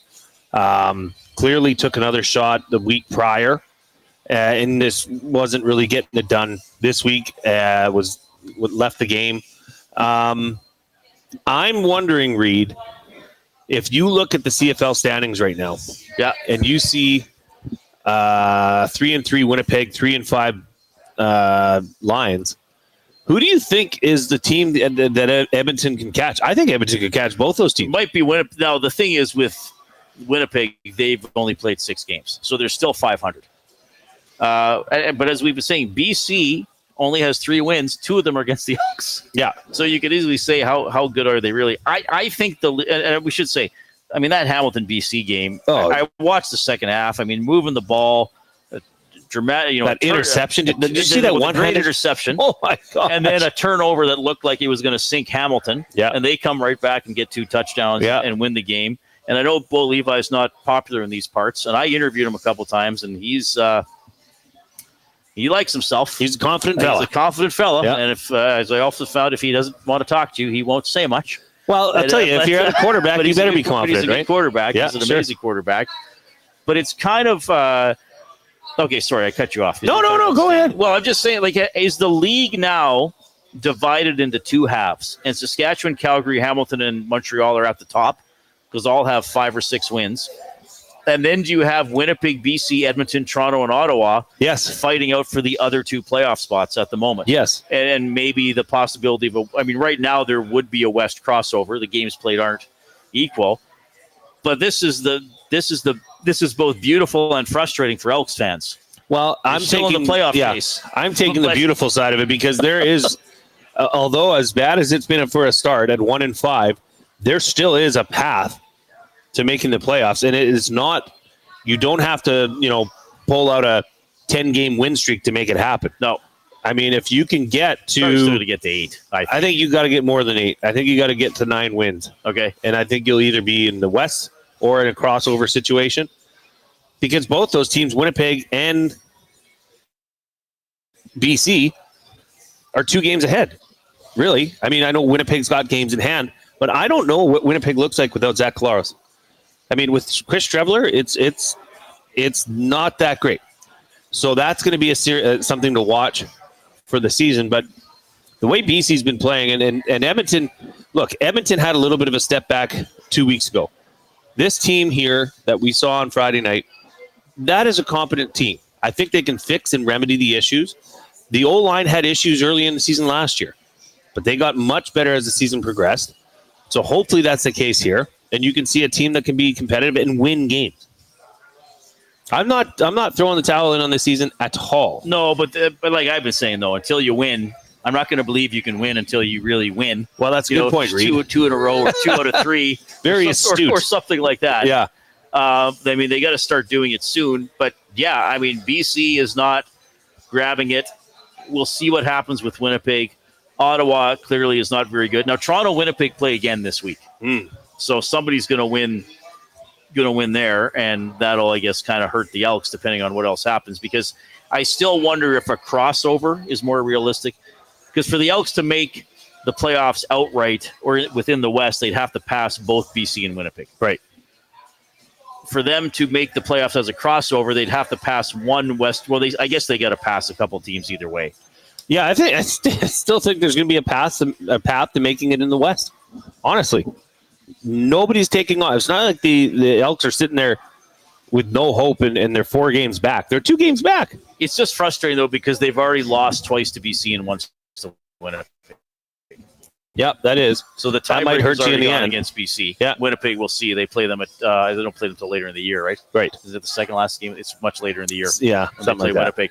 But anyway, there is that playoff chase. I still think it would be more fun if it was just overall standings. Oh yeah, just for sure. 1 through 9, because then you'd have. Or 1 through 10 when they finally wake up and get a 10th team. St. John's in the league. Put Graham. This 9-team league. It's really weird. I actually think if they added a 10th team, it would give them more reason to justify the divisions. Because then I think they'd scrap the crossover. Well, whereas I think it would just be like, no. Now everybody plays everybody twice. It's a double round robin, and the top 6 get in. Wouldn't that be something? Crossovers in the NHL. Oh, if for the wild card teams, it could be from any division. Yeah, if the Pacific was much better than, another division, whatever, name your division, that they could cross over and go into there. They'd put Western teams in the East. That'd be interesting. Yeah, they probably wouldn't do it because of the travel, but that would be interesting. You go on the road for a bit, whatever. At least you're in the dance. True. But I now I know the Elks have had 2 or 3 games that haven't been that entertaining, but there have been a lot of entertaining games this year. And again, I mean, the largest margin of victory this past weekend was 14 points, Toronto over Winnipeg. We had a 2-point game, a 3-point game, and a 4-point game, and a 14-point game. So that's not a bad distribution. And what? In the Montreal-Calgary game and the Hamilton-BC games, the winning points were scored in the last 20 seconds? Yeah. And even the Edmonton-Saskatchewan game, I mean, like Lieutenant Eric this morning was like, oh, yeah, Riders almost always find a way to blow it. I'm like, well, I don't know if they were going to blow it when Edmonton was 105 yards away with 20 seconds left. But still. Well, they would have blown it given the poor offensive line play and the 11 penalties. Yeah, they would have blown that. But Lieutenant Eric, like if Saskatchewan lost, yeah.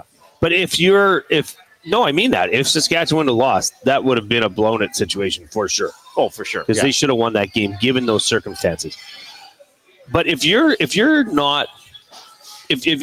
saying, the CFL's subpar, it's not good, I can't watch the CFL.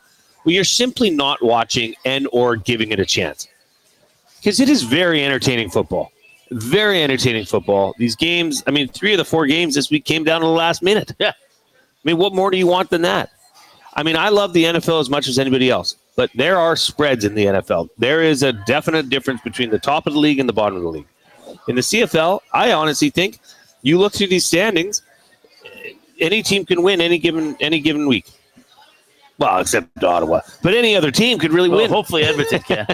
Well, could Ottawa beat Ottawa is Calgary's one loss, aren't they? That game in Calgary, though I think that was the one that was really windy. It was a weather game. It was crazy.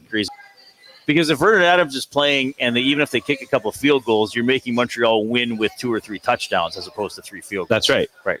Yeah, the second Vernon Adams went out of the game, it was a totally different team. Yeah, having said that, Montreal's not going to feel bad because their backup quarterback played the entire game. Well, so the Elks are going to say, "Oh, you lost your starter for a quarter." Isn't that sad? Well, they better, because they've basically been half their season without Alexander. Don't worry, just in time for the Elks to go play Montreal, Vernon Adams or MBT will start showing its true colors. Will Alexander be back by then? No, probably not. He was on the 6th game, so this is. Right. Well, they can pull him off, but probably not. I don't think so. Anyway, I'm just fired up that the games are, and I do that's a good fired up, yeah. Yeah, and I do feel, because I know a lot of times people say, "Oh, Reid, you used to work for the station that had the team, and now you just got to act like you're a fanboy." So it's like, no, I think in 2021, I was like, some of these games are not good. Or there'd be an 18-17 game, but it's like there was far less parity amongst the league. Teams can't move the ball. That's why there's like some of these games that are lower scoring. It's good defense, or it's a key turnover, or it's tense. Yeah. It's not drab football for the most part. No, not by any means. And I do feel a lot of teams have good returners where you feel like any kit. That's a good point. Any kit could change the game. I feel like this year there's been a lot more mid-range returns. Where it's like a 25-yard return as opposed to just whoop, enclosing on a player right away. I like that. Well, Edmonton's fans know a lot about that because that's what's happened here for the past how many years? Yeah, exactly. A very, very mediocre, if not poor, return game. All right, we are live at Westgate BP as our new office is hopefully getting set up by everybody else. Yeah, maybe it's going to be done by the time 6 o'clock runs long. Well, we'll go help with something. If we help the Coob, we got to put the Coob on a dolly and roll him over to the new office. Yeah, we'll just throw him in the back of the car. Jed Roberts is standing by to join us back after the 5 o'clock break. 2 guys and a goalie. I think for McDavid, I have to go with Quicksilver. Quicksilver. Wow. Okay. Marvel character, runs extremely fast, can knock you out and hit you when you least expect it or hurt you when you least expect it because you don't know he's coming, even though I guess teams know. But yeah, I had to do something speed related. Okay. So I'm going to do Quicksilver. 2 guys and a goalie presented by GS Construction. Tuesday and Thursday afternoons at noon, only on Edmonton Sports Talk, your clear choice for Edmonton sports. Win a trip to Osheaga with the Banquet and Aperol. We're sending one lucky guest to Montreal with flights, hotel, and 2 tickets to one of Canada's hottest music festivals. Enter by July 26. Details in store or on the Banquet app. Get real. Play hard. You know Dawn. Everyone knows Dawn. Dawn from Frontier Cartage. That's right, it's me, Dawn from Frontier Cartage, where we're setting the standard for cartage service in Edmonton and beyond, offering city cartage, Alberta Highway, short haul deck, and more. My team and I are bringing our years of industry experience and expertise to every mile. Join Dawn and her boys in a new chapter in transportation excellence, dedicated to exceptional service. Call Dawn at Frontier Cartage, 587-222-5826.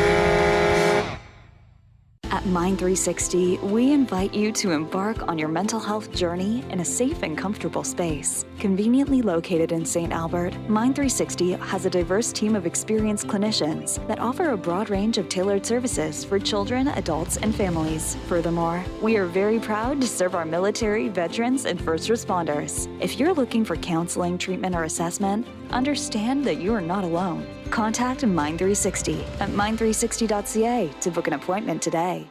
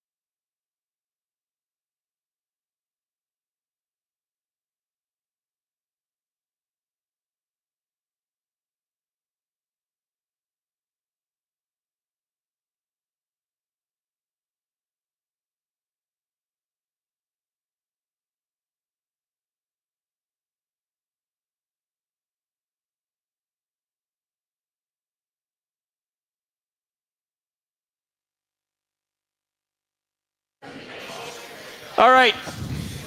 Thanks a lot for joining us this afternoon live at BP Westgate. You may not be able to see me for much of this. That's okay. Got the 2 handsome guys on camera. Well, you can, here, we'll do this. Gonna move it out a little bit. There, is that better? As long as we can see Jed. He's the star attraction. He's the star of the show. Fact, I tell you this, Jed is our weekly connection for Connect Belts. It's time to simplify your life with Connect Belts. More than a good-looking belt, Connect offers a high-quality, no-holes belt, whether you're on the course, in the office, or anywhere life takes you. Connect is the perfect fit belt you need to feel good. Get a Connect belt and support a 100% Canadian-owned company, owned and operated by U of A alumni. Scan the QR code that is on the screen if you're on YouTube for a special EST 20% discount, or Google Connect belts. It's KNKT belts. Knew nothing, kept trying. You know these folks. Yeah, good dudes. We're going to actually get them on the Hangout, I think. They're pretty entertaining guys. They've got a great story. And, just likable guys. You know what, Reid? You know why we couldn't hear Coob? Why? Because nobody could hear Coob. Oh, was Coob off air for a second? I think Coob was muted. Well, that's okay. Coob, don't mute yourself. Move in. Come on, rub shoulders with Jed so everybody can see your pretty face. There we go. Jed Roberts is here. How are you, Jed? It's nice to see you. It's good to be here. Thanks for having me, guys. Yeah. Are we hearing Jed? Could let us know if Jed's coming through okay, too. Can you hear me? I think we got you. Yeah, you just shove that thing right here. We'll figure it out. I got to turn myself up there. Oh, there. Oh, yeah, it's good. It's good. Okay. Well, thanks for coming. The last time we saw you, the Elks had lost the game. You're back. They lost another game. A loss is a loss. They feel crappy. Fans don't like it. I guess the nuance I'll ask you, do you put this loss to Saskatchewan in the same category as that loss to BC? No. I put this one in the category of there were some encouraging things. I think that, for the first 3 quarters, the offense couldn't really get going. And then as the waning moments of the game, it seemed like they seemed to sort of find something. I like that Fajardo was starting to establish a little bit of a rapport with some of his receivers.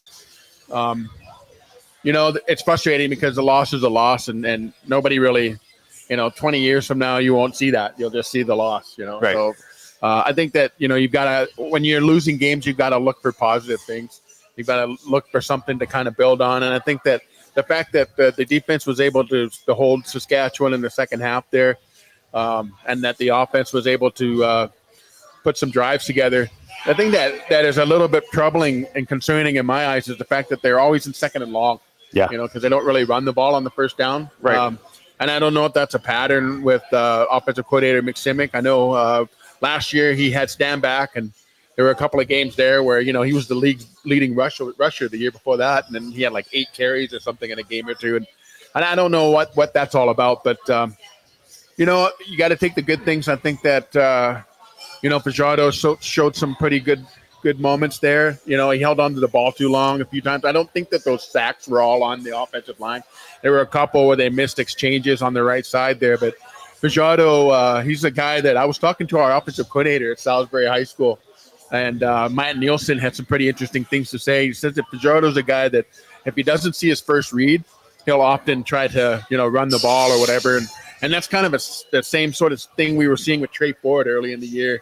When if his first read wasn't there, he'd pull the ball down and run. But Trey Ford running is a different beast than Fajardo running. I think that Fajardo gave up on his reads a little too quick. There was one where the corner was kind of looked like he might be hanging out in the flat, and Fajardo pulled it down and got sacked. So I don't think all of those sacks were on. Probably 2 of them were on the line. The rest of them were on Fajardo. You think 6 of the sacks were on Fajardo? Yeah, I think I know so, he said that, but we thought he was just being nice. Yeah, no. Because it looked like some of those rushes were just blowing right by those guys. Yeah, if you look at it, you'll see where he sees that read and he's not sure about it, so he pulls it down thinking he's going to try to create a little bit more time for himself. And that Saskatchewan front is pretty good, and you can't give them much. So I don't know. I like the positive things that came out of it. I thought Fajardo had a good completion percentage. He put the ball up. He got it in some pretty tight windows. That's the other thing about the Fajardo is he's afraid to. It just seems like he won't throw it into those tight windows. Like he doesn't trust his arm or something like that. And I can give you an example on the Saskatchewan side of it. Trevor Harris, like very early in the game, he threw one ball that went right over Morgan and in between 2 defenders. You don't really see us doing that with this offense. And Fajardo's the type of guy that has to see his guy like high school open before he'll throw it to him. And I think that in order for this offense to run, if they're going to pass a lot, they're going to have to start doing some timing. I think one of the things they did in Montreal, they did a really good job with Fajardo, is they took that part of it out of it for him. They just got the ball out of his hands really quick. So he'd dump it out, he'd check down really quick. And I don't really see that on this offense. I think that if they did that more with Fajardo, I think you'd see a little bit more. It'd be harder on the defense or put a little bit more pressure on them to defend. I find that discouraging, though, what you're telling me, because if we're sitting here saying, well, Trey Ford can't put the ball in tight spots, and now we're saying Fajardo can't do it. Yeah. Are we not running out of options, or do you think Fajardo is more adaptable, or somebody you can build a passing attack around a little more easily? I think Fajardo is more the style of quarterback to do that. Okay. I think that if he just trusts his eyes and just throws it. But I mean, having said that, I think that Ford's young. I think that he can be, taught and shown and mentored. And, the good thing about this is you've got the film to build on, and Fajardo can tell Ford like what he did wrong. He knows what he did wrong. He even said it after the game. He said he was trying to make too much happen on his own. And, at some point you got to trust your guys around you to make plays and put the ball up. He did that. He threw that long one on the sideline there. It was a really nice throw. Yeah. You got to do more of that. And I will add this, though. Trevor Harris was here, and they ran him out of town. So, it's not like we haven't had guys that can do it. I think that at some point you just have to keep riding with the guys you got.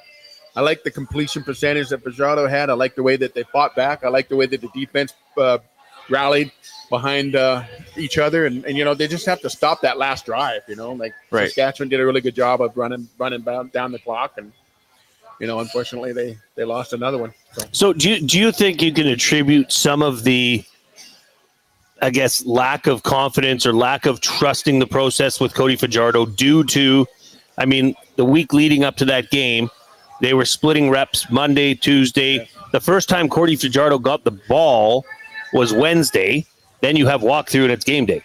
Yeah. Do you think you might see a totally different Cody Fajardo, a more confident Cody Fajardo leading up to this week's game against Hamilton? I think that repetitions make a difference. And the more you see, the better, the more comfortable you get. Jay. When you're in there and you're the guy and you get all the reps, you learn. You learn from mistakes. Like mistakes make people, right? Yep. So hopefully they can take this one and put it to good use for the next one. Would you say that was the defense's best all-around game, this last one? Yeah, my gripe right now with the defense is that it seems like that front four, they paid a lot of money to bring those guys in. Yeah. And if you're going to make that kind of money, you've got to produce. You've got to be able to put pressure on the quarterback with 4 guys. The issue right now is that if they can't get pressure, now they've got to send somebody.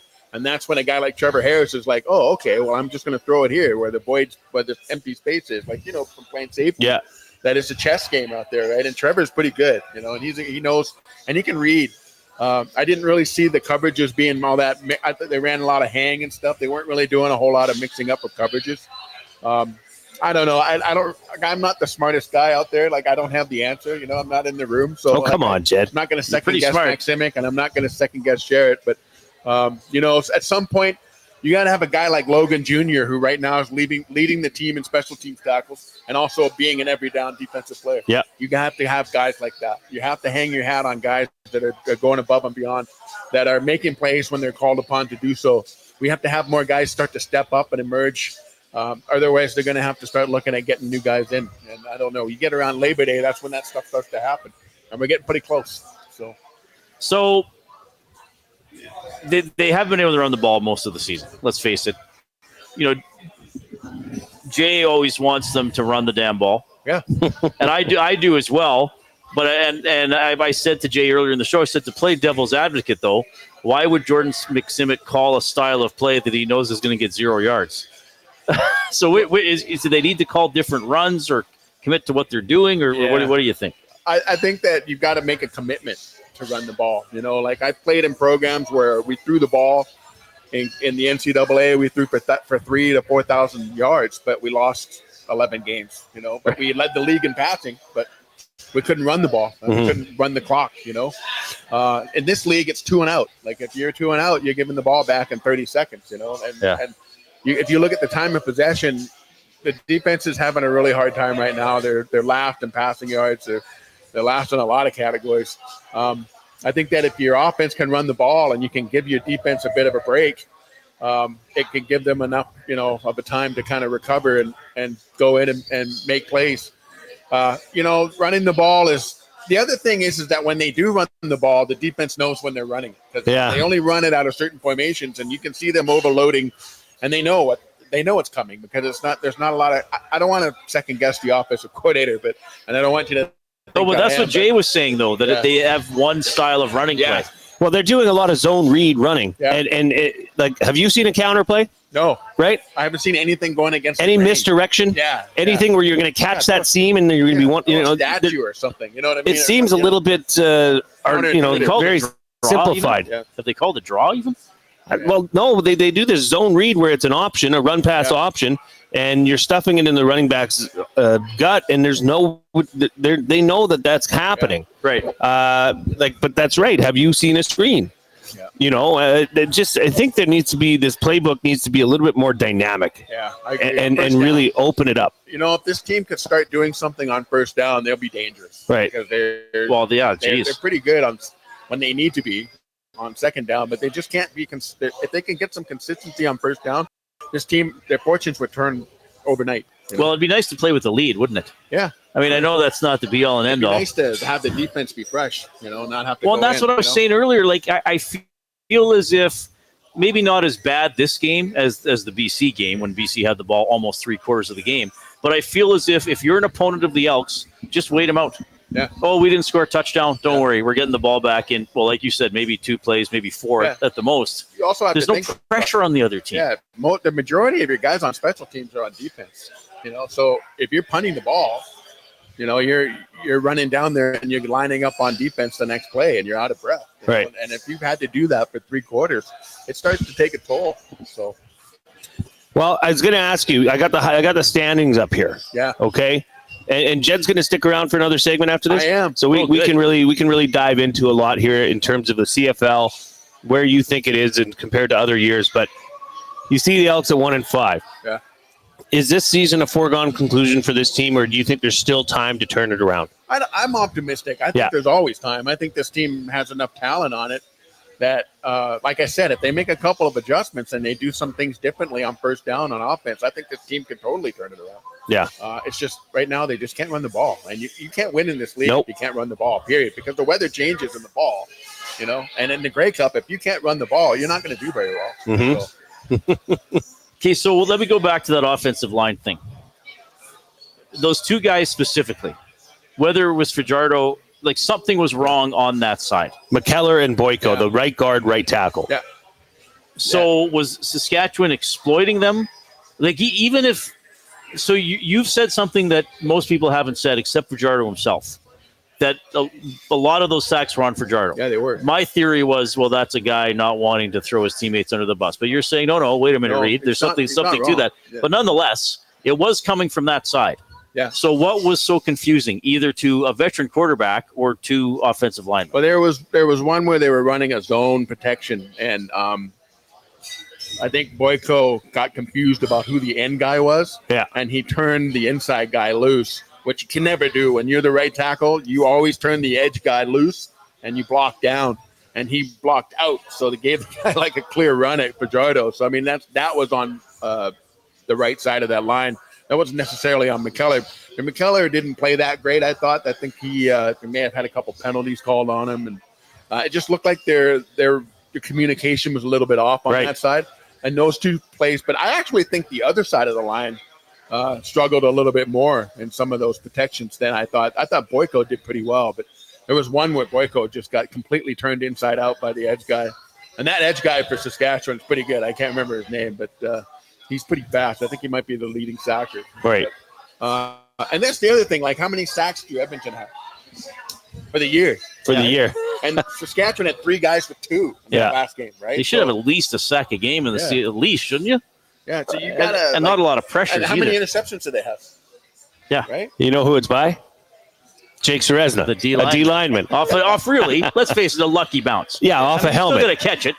I mean, Jed's been there. I'm sure he's had fumbles where he's like, well, I didn't have to work for that one, but you still have to cover it. Yeah, So, but you've got to be Johnny on the spot. You've got to make a play when the ball's in the air. You've got to fight for it. Right now, like, they're not winning the turnover battle, right? Because they're not really doing much to create those opportunities. And, this team just needs a few bounces to go their way, and they are going to start falling their way. I do think that I have faith in their coordinating and their coaching staff that they'll make the adjustments that they need to make, and things will start falling their way. It's just it's been a tough early part of the year. I always say you got to win the early ones because that's what makes the difference coming down the stretch. Well, that's what worries me is they're so far in the hole. Yeah, and it's tough, right? Like you win 3 in a row. Like I've seen teams like BC in 1999 or 2000, whatever. They were like they were woefully bad. There was 2 years in a row. BC and Calgary, I think, both had 8 wins and won the. And but they, you still got to get to 8 to get in. Yeah, there's some work to do there. I don't know. The standings look pretty bleak right now. Well, we were saying before you got here, there's kind of 2 tiers. Toronto, Montreal, Saskatchewan, and Calgary all have 5 or 6 wins. Yeah. All the other teams have between 1 and 3. So, but at some point, the Elks are one of the teams with 1. At some point, you got to win 3 or 4 or 5 of 7 and pass some teams here. By the way, for people asking, some people just joining here, after 5 o'clock, we tend to bring in some new obvious. We are at BP Westgate, the one by West Edmonton Mall, because we're moving into our They were moving offices So, today. so next Oh, time really? time you come to our office, we're only 8 blocks away. Moving tough. Yeah. So, okay, I asked you, and we want to maybe get your moving or living arrangement story from early in your career when we get back. But I asked you about fumbling. When you were a defensive player, would you sooner cause a fumble or recover a fumble? Would you sooner be the guy that poked it out? You'd sooner touch the ball, even if you didn't do the work of punching it out. You'd sooner do both, eh? Yeah. Hey, recovering a fumble adds to the bonus money, okay? Yeah, it does, yeah. That's a turnover. There's a stat for forcing a fumble, isn't there? Yeah, there is forced fumble. I had 10 fumble recoveries in my career. So I remember one. I don't know if this is how I remember it, because it was shortly after. I know I've told this story before, but it was shortly after you'd been to my dad's school.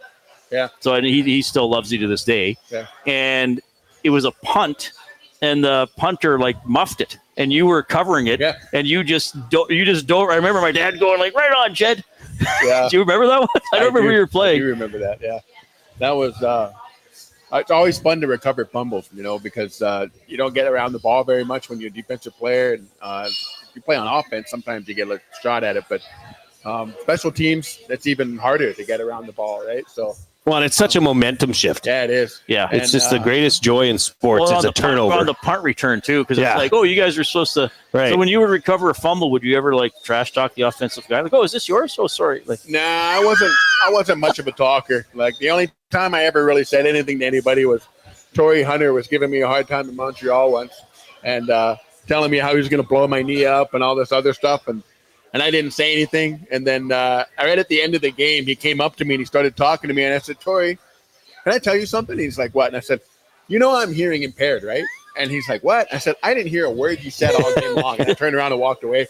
And then he got traded to us. Yeah, I was just saying, weren't later. you teammates? And he said that when I said that to him, it completely blew him away. He couldn't believe it. So he didn't know. He felt so bad. Because I guess I would have assumed most people knew your story, but I knew a guy at the CFL wouldn't know. But I was lying. Yeah. I did hear what he said. Oh, you did hear it. So I don't even feel bad about it. So.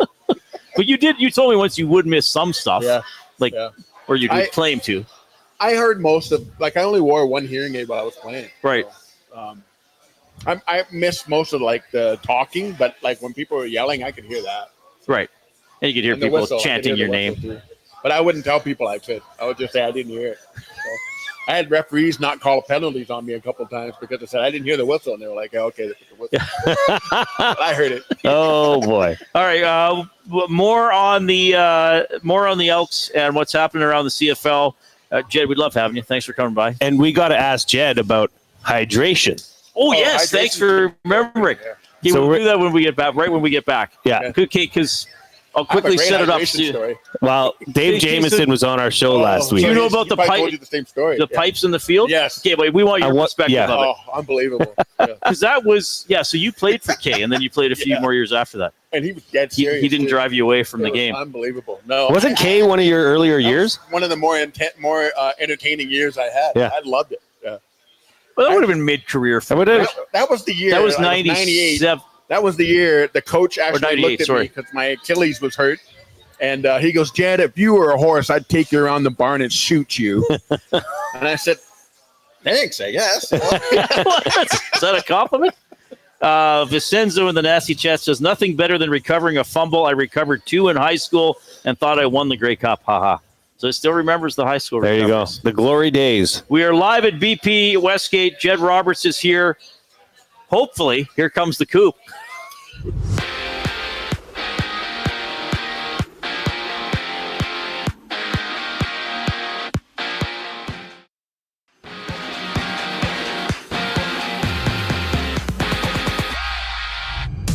Midway through the third, the Blue Jays and Orioles are tied at 3 runs aside. Toronto entering the inning down 3 runs to Baltimore. And according to MLB.com's Keegan Matheson, Dalton Varsho continues to return from his hamstring injury that he suffered at the start of June. Varsho expected to be back for Toronto following the trade deadline this weekend. Other news sees the Tigers acquiring Chris Paddock and Randy Dobnik from the Twins in exchange for Enrique Jimenez. Meanwhile, ESPN's Jeff Passan has reported that the Brewers are working to finalize a deal to get Danny Jansen from the Rays. Back in Canada, 32-year-old Michelle Plouffe, three-time Olympian, has announced her retirement from international basketball. She'll join the 3x3 team as Canada's performance manager. On the court right now, it's the Storm leading the Sun 22-18 with about a minute to go in the first quarter. This sports update is brought to you by Advantage Sports Medicine. Connor McDavid's got a team of specialists, and you're stuck with a bag of frozen peas. Get the same locker room approach that's trusted by the best in the game. Call them at 780-460-9977 or visit their website at advantagesportmed.ca. More with Jed Roberts once we get back from break. I'm Zachary Kubish, and you're up to date. The oil stream. Yes, goaltending needed to be better. Again, Senior Boots, you're not listening. We're not sitting here saying they got there because of goaltending, but goaltending was a part of, they had back-to-back shutouts. Hey, yeah, one guy had 3 shutouts in 4 games. The other guy went 7-0 until the Cup final when he started his first game and lost. You can't say despite of goaltending. Yes. Goaltending won him some games. The Oil Stream, presented by Boston Pizza. Monday, Wednesday, and Friday afternoons at noon. Only on Edmonton Sports Talk. Your clear choice for Edmonton sports. Summer in Edmonton means 3 things: warm weather, long nights, and plenty of sports. From the lake to the links, you can boost your summer fun with hundreds of casino games, live betting on your favorite sports teams, and access to popular lotteries. All in one app, anywhere in the province. Download the Play Alberta app today and deposit $20 or more with promo code YAG50 to claim a $50 free bet. That's promo code YAG50 for a $50 free bet on us. Redeemable once per Play Alberta account. Remember, if you gamble, please use your game sense. Avocado and feta dip, passion fruit cheesecake, and cocktails that taste like summer in a glass. Try the new feature menu at The Banquet. Refreshing, craveable, and made for sunny days. The Banquet. Get real. Play hard. Your home for live music and great performances is the River Cree Resort and Casino. Don't miss award-winning platinum country artist Jake Owen at the River Cree Resort and Casino, August 15th. Get your tickets at rivercreeresort.com. River Cree Resort and Casino. Excitement? Bet on it. Tonight on Will It Store? 1 man, 6 bikes, and all the winter decorations still boxed up in the garage. Don't be that guy. Make space for summer with Sentinel Storage. Try 4 weeks free at sentinelstorage.ca.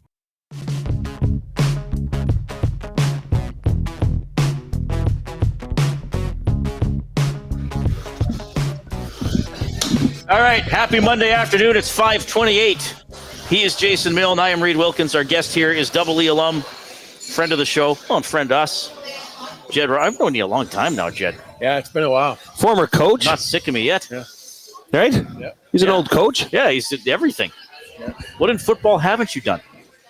Pardon? What in football haven't you done? Install pipes under the field. Yeah, I haven't been a cheerleader. You know? But there's still time. So and never say never. Yeah.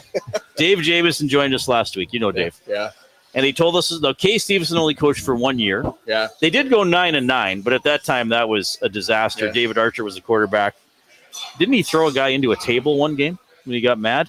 Didn't he push an opponent into the scores? He pushed the guy over the table. He spilled all the cups and stuff that the kids had been setting up. The kids had worked like for half an hour to get all those cups set up. And because we had kids that used to help out, like when Dwayne would do game day and he'd have these high school kids, and these kids, poor kids, have been spent 20 to 30 minutes putting these cups up there, and starting quarterback goes and pushes a defender over that. Oh, geez. Scatters the cups all over the place.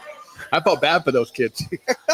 So let's dive into your perspective of the story Dave Jamieson told us about Kay Stevenson and the importance, supposedly, of hydration in football. Well, my perspective of that story was it was 1998. We had a new coach because Ronnie Lancaster had left the offseason, taking Darren Flutie and Danny McManus with them to Hamilton. And so Hugh Campbell reached out to his old friend Kay Stevenson, who had been coaching in Sacramento a couple of years before that, and brought Dave Archer up from Sacramento. Now, Dave had spent some time in the NFL with the Rams and Falcons, I think, and he was a pretty good quarterback. He threw for 6,000 yards one year, I think, in 93. So, I mean, there's no question he could put the ball up in the air. But all of those coaches that came up were from former NFL and NCAA guys, and their mentality was very old school. And it resonated with me because I come at an NCAA background, so it wasn't like I didn't understand kind of where they were coming from. But a lot of the stuff that they did was completely counterintuitive with respect to like the way we've been mentored by Ronnie and his staff. Right. So it was all very much old school. And there's one meeting during training camp where Kay has everybody gathered around the table, the training staff, the equipment guys, all of the supporting staff and the coaches. And he says, "Gentlemen, I want your opinion. What's the most important thing in football?" One guy raises his hand. "Yeah." And he goes, "The players." "No." Another guy raises his hand. "The ball." "No." Another guy. "The equipment." "No." "Come on, gentlemen, take this seriously. Water. Water's the most important thing in football. Hydration. What do you guys think if we propose to build a system of pipes directing water out to different strategically placed places in the stadium, but only we know where they are, so we can form huddles above them. And gentlemen, we can have a pipe emerge from the turf and sustain our players with water, nourishing hydration, giving us an advantage over the other team." And I tell you what, you could have heard a pin drop in that room because they weren't sure if he was being serious or if he was letting them on, but he was dead serious. He was dead serious, and the whole year was like that. It was incredible. Yeah. Is Kay Stevenson like a crazy person? He had another one where the first thing he did when he came out, he greeted the whole team. He said, "Gentlemen, this is your opportunity. If you have a heater, you can hand it in now, no questions asked." Like a cigarette? Gizmo raises his head. He said, "Coach, it gets pretty cold up here. If we handed our heaters, we'll get really cold." And he goes, "No, not a heater, a gun. If you have a gun, you can hand it in." Oh, jeez. No questions asked. I guess that was a slang for a gun back in the 50s. Holy smokes. Did anybody have one? Yeah. Well, actually, yeah, that's a story for another day. Okay. Actually, Gizmo and Leroy got into a big argument that year. And because Leroy was giving Gizmo a hard time about not playing or something like that or being hurt. So Gizmo got really mad and took the big picture. We had a big picture in the foyer, and he smashed it and broke it because he was having a big temper tantrum. And he said he was going to go out to his car and get something, meaning, yeah. Oh, jeez. And so Donnie Wilson chased him out and convinced him not to come back in. Not to get what he was getting. So Leroy was so scared that the next day he had something in his car as well. Oh, my goodness. Yeah, and so that came really close. That's tense. There's been some stories over the years about that sort of thing. That in Winnipeg, there was a story about Rod Hill doing that, where he thought that somebody was having an affair with his wife. So he came in the clubhouse and with a gun, and everybody dove under the benches. And my God. It's crazy. Yeah, it's a crazy league, man. Well, yeah, when we say it's a renegade league, that's what we mean. Yeah. So when you have, and I mean, I hate to, is Kay still with us, or he might have passed? I can't remember. I think he's passed away. I mean, so I kind of hate to do this, but it's relative. I think it's relevant perspective. Like when you have a coach, a leader that is that difficult to respect. Yeah. Like it'd be one thing if it's like, well, I didn't like his personality, but I respected his football knowledge and ultimately how he treated me. It's another thing where it's like, what is he thinking about? Was that hard to get through? It that was season? hard. I know he had this big thing. Kay had this thing in training camp where you had to be in your dorm room. Like you couldn't go home and sleep. And like if you were a local guy, you couldn't go home and sleep in your own bed. Or even the local guys. We always did. Yeah. Right?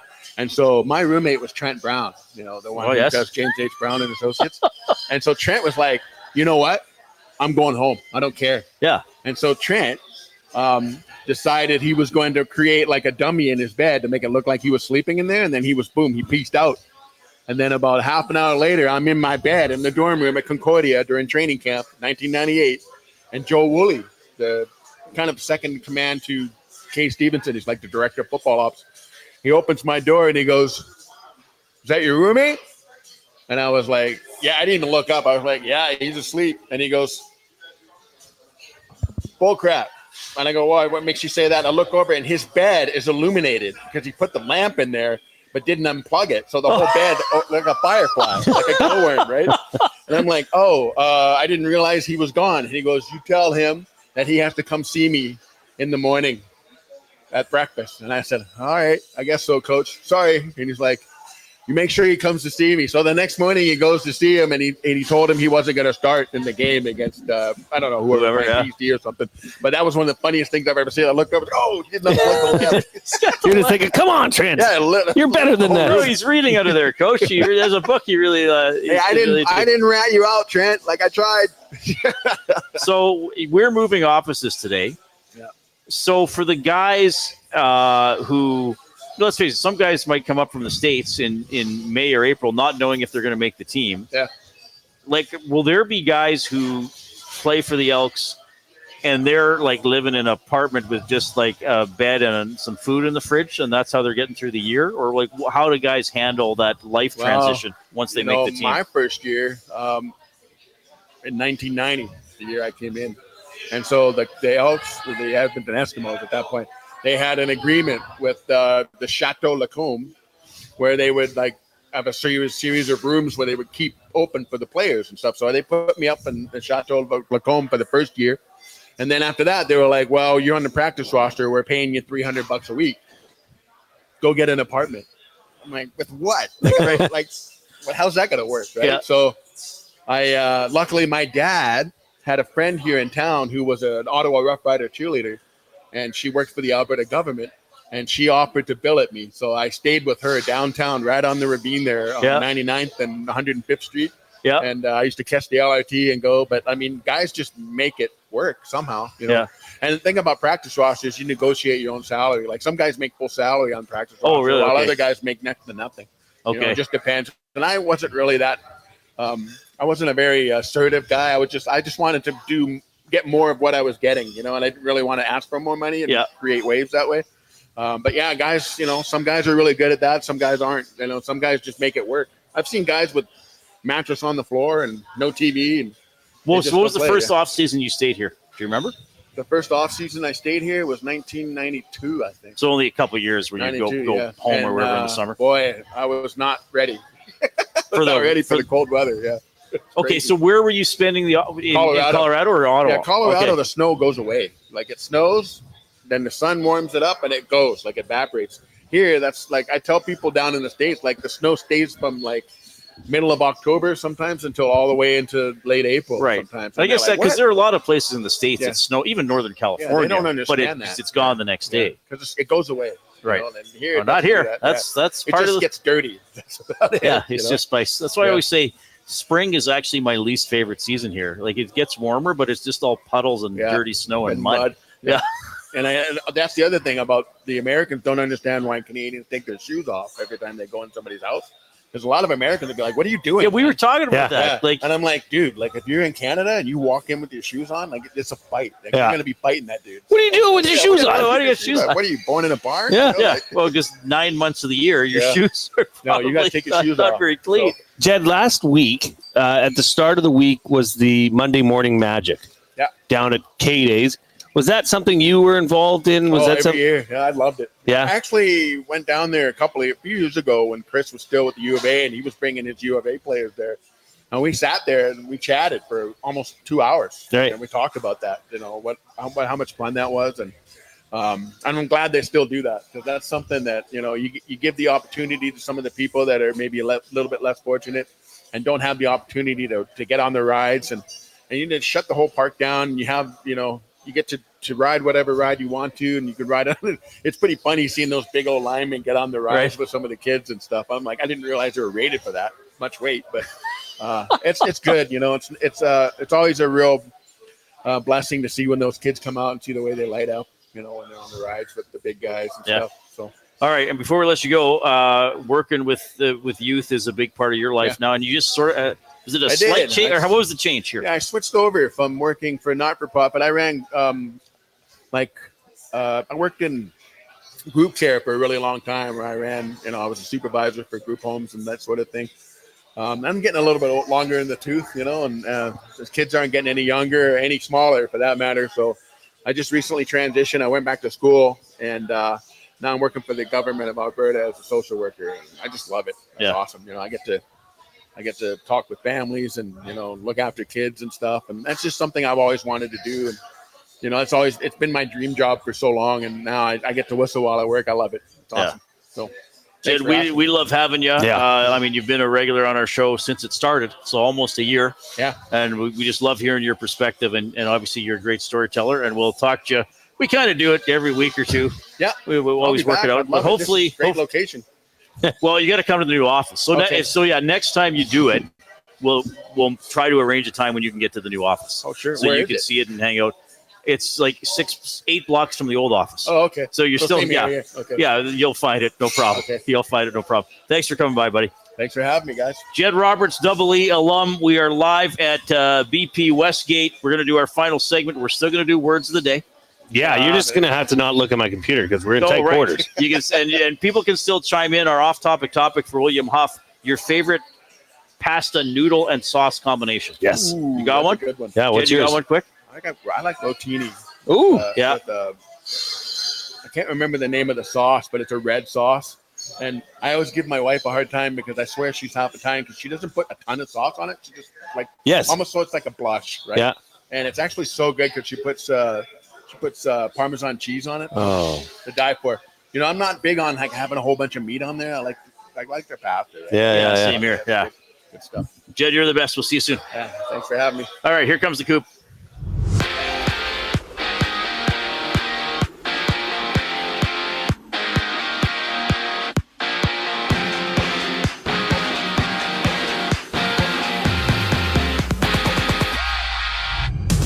Bottom third, the Jays trail the Orioles 6-3 in their series opener. Chris Bassett on the hill for Toronto. 1 out for Baltimore, having a runner on first base. And Colton Cowser batting for the Orioles. Elsewhere, a few other games are live. It's Dodgers and Reds tied at 1, bottom of the second. The Rays and Yankees are also underway. That one's 2-2. Entering the second inning, while the Tigers have taken a 4-0 lead over the D-backs in the fourth inning. Meanwhile, ESPN's Jeff Passan has reported that the Brewers are working to finalize a deal to get Danny Jansen from the Jays and back in Canada. 32-year-old Michelle Plouffe, a 3-time Olympian, has announced her retirement from international basketball to join the 3x3 team as Canada's performance manager. In the WNBA, there's one game underway right now. Seattle up 41-27 over Connecticut before New York tips off against Dallas. The final segment of the Reid Wilkins Show brings us back on the other side of the break. I'm Zachary Kubish, keeping you up to date. EST Afternoons. I'll say this. Cody Fajardo's a gamer. Yeah. That guy goes out there, takes it. In his post game, he said it wasn't on the O-line. His O-line was great. It was on him. That's the kind of guy he is. Okay. But I must say, Joaquin, the Elks had 4 points going into the fourth. Fajardo threw for 2 touchdowns in the fourth quarter. They did really well. He got a lot of yards in that quarter, taking nothing away from his performance because, like you said, the O-line struggled mightily. EST Afternoons, weekday afternoons 1 to 3, only on Edmonton Sports Talk, your clear choice for Edmonton sports. Your brand deserves more than just a whisper, it deserves a buzz. At the Hive Product Marketing, they specialize in promotional products that bring the buzz. From eye-catching giveaways to unforgettable keepsakes, they got the perfect products to make your brand stand out and get noticed. Visit the Hive Product Marketing and let them create the buzz your business deserves. The Hive Product Marketing, the official merch partner of Edmonton Sports Talk. Visit them online at thehiveproductmarketing.com. Looking for a winning strategy for your retirement? Contact me, Joaquin Gage at K4 Financial, where expertise meets dedication. I will always look for a careful approach to your retirement, ensuring your financial future is secure. From tailored strategies to clear, actionable advice, I'm here to guide you every step of the way. Don't leave your future to chance. Get in touch with me, Joaquin Gage, today at k4financial.ca or email joaquin.gage@k4financial.ca to start planning for a brighter future and a more secure retirement.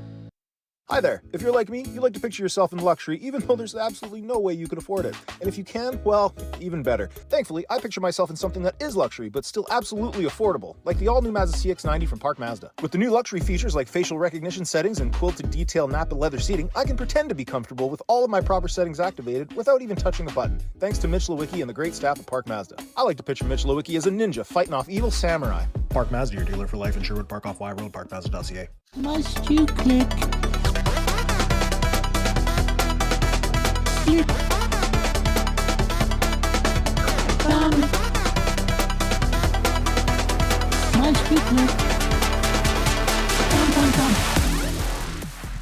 All right, there's the Thumb Click remix. If you're watching on YouTube and haven't done it already, give us a thumbs up, as Jay and I are in a remote version today of the banquet studio at BP Westgate. Avocado and feta dip, passion fruit cheesecake. Bring it on. And cocktails that taste like summer in a glass. Try the new feature menu at the banquet. Refreshing, craveable, and made for sunny days. The banquet. Get real. Oh, you're a goof. You know, you're a good old goof, Reid. Well, I had to look at the camera doing something sweet after I yelled at that guy earlier. Actually, I wasn't yelling. And actually, I wasn't even actually mad. Jed Roberts is a wonderful human being, actually. Yeah, he's a great dude. He's a great guy. For the people in the nasty chat offering help, wondering why we didn't ask Nasties to help with the move. Guys, we love you. It's better this way. And we love listener involvement. We love the Nasties. We love the Nasty Club. We love the Nasty Bash coming up. We love meeting. Like, a couple people came here for lunch just because our earlier shows were here too. Yeah. But you don't need to help us move. And I don't mean that in like, I mean like you're good. We love you. We got it. We got it. You know, we hired movers. That's very sweet. That's really, like, it's such a great community, and how a lot of listeners get to know us, and we get to know about them, and you sort of know things about each other's lives, but you don't have to help us. Well, I think people are concerned with the painting and the touching up of the walls. We'll figure it out. It's already half done. The only reason that you see that behind Coob is because that's the only thing left in the office. That's not done. That's not a finished That's wall. not how it's going to go out. It's got to get sanded and 2 coats of paint. So boys are on it. No, but people are amazing. Like, I think if we actually said we need 20 listeners to come to the office on such a night and do this, and this, people would come. I think it would happen. But I don't think that's something we would ever. We want their involvement with the station to be fun. Yes. Or me yelling at them. Probably both. Yeah. I think a lot of people would actually be honored if I spank them a little bit. Like, why don't you spank Rip City Step right now? Well, no, I need to work up to it. Come on, give him something. He doesn't like your shirt. He didn't say that. That's what he said earlier. You missed it. No, he didn't. Yeah, rip him. His name's Rip City Step. I'll start laughing. Okay, Rip City tomorrow. This will do. Rip City tomorrow. Put something in the chat that you know will annoy me. I know you're doing it for that reason, but then we can have a little bit of a play like that. We like to have fun. We do like to have fun. Just a couple dudes, hanging out, having fun. We are having a lot of fun. Oh, by the way, besides posting in the nasty chat or emailing Reid at edmontonsportstalk.com or Jay at edmontonsportstalk.com, you can also text us 780-218-9999. The afternoon inbox presented by River Cree Resort and Casino, home of the kitchen restaurant, all you can eat surf and turf for just $59.99 every Friday. That is from 4 to 10 p.m. My shirt's just a plain burgundy shirt. He doesn't like it. Offended by the color burgundy. Yeah, he was. Because he didn't like the movie Anchorman, so anything to do with burgundy bothers him. He had a lot to say about it earlier. I can't quite remember. It is kind of funny, though. I think we could do that. We could turn that into a segment. Reid rips. Yeah, but then we get old after a while. I prefer to do it just organically. True. Yeah. Yeah, when they come out every 4 months. Yeah, they're good. fairly periodic. I think They're the good. last one was probably in the third round of the playoffs. So now I'm good till probably near Christmas. But you did give him a good old spanking. He didn't like it. I think he tucked his tail and ran. He said he wants to come see me in person. Yeah, he wants to come and throw fists. He's like, would you say that to me in person? Like, yes, I would. Yeah, actually. Probably. Yes, I would. Do you realize, are you having any fun? Oh, and then I am. most people are afraid of him when they meet him in person, Reid. Yes. That was the other key point. Well, I would love to meet him in person. Sure. Come on by. I'd love to meet any listener in person. It's a show, everybody. Remember that. It's a show. We are Edmonton Sports Talk presented by Play Alberta. Make your bets count for you and everyone else with the Play Alberta app with hundreds of player prop bets on the biggest leagues, NFL, CFL, NHL, NBA, MLB, you name it. You're not just playing for fun. You're supporting your province. Play Alberta revenue helps fund Alberta programs and services. Deposit today with the promo code YEG50. Get an EST exclusive $50 free bet to get started, which is pretty cool. And Jay's play of the day. Was that game started yet? Is your play of the day still active? It might be.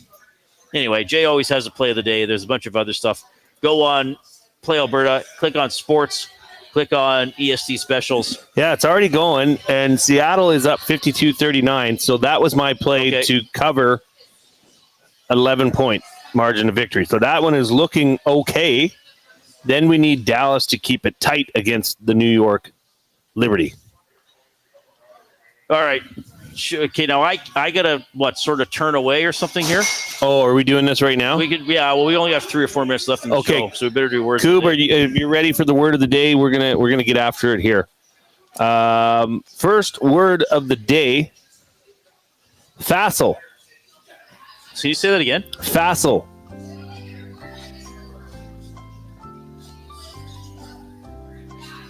Facile. Facile.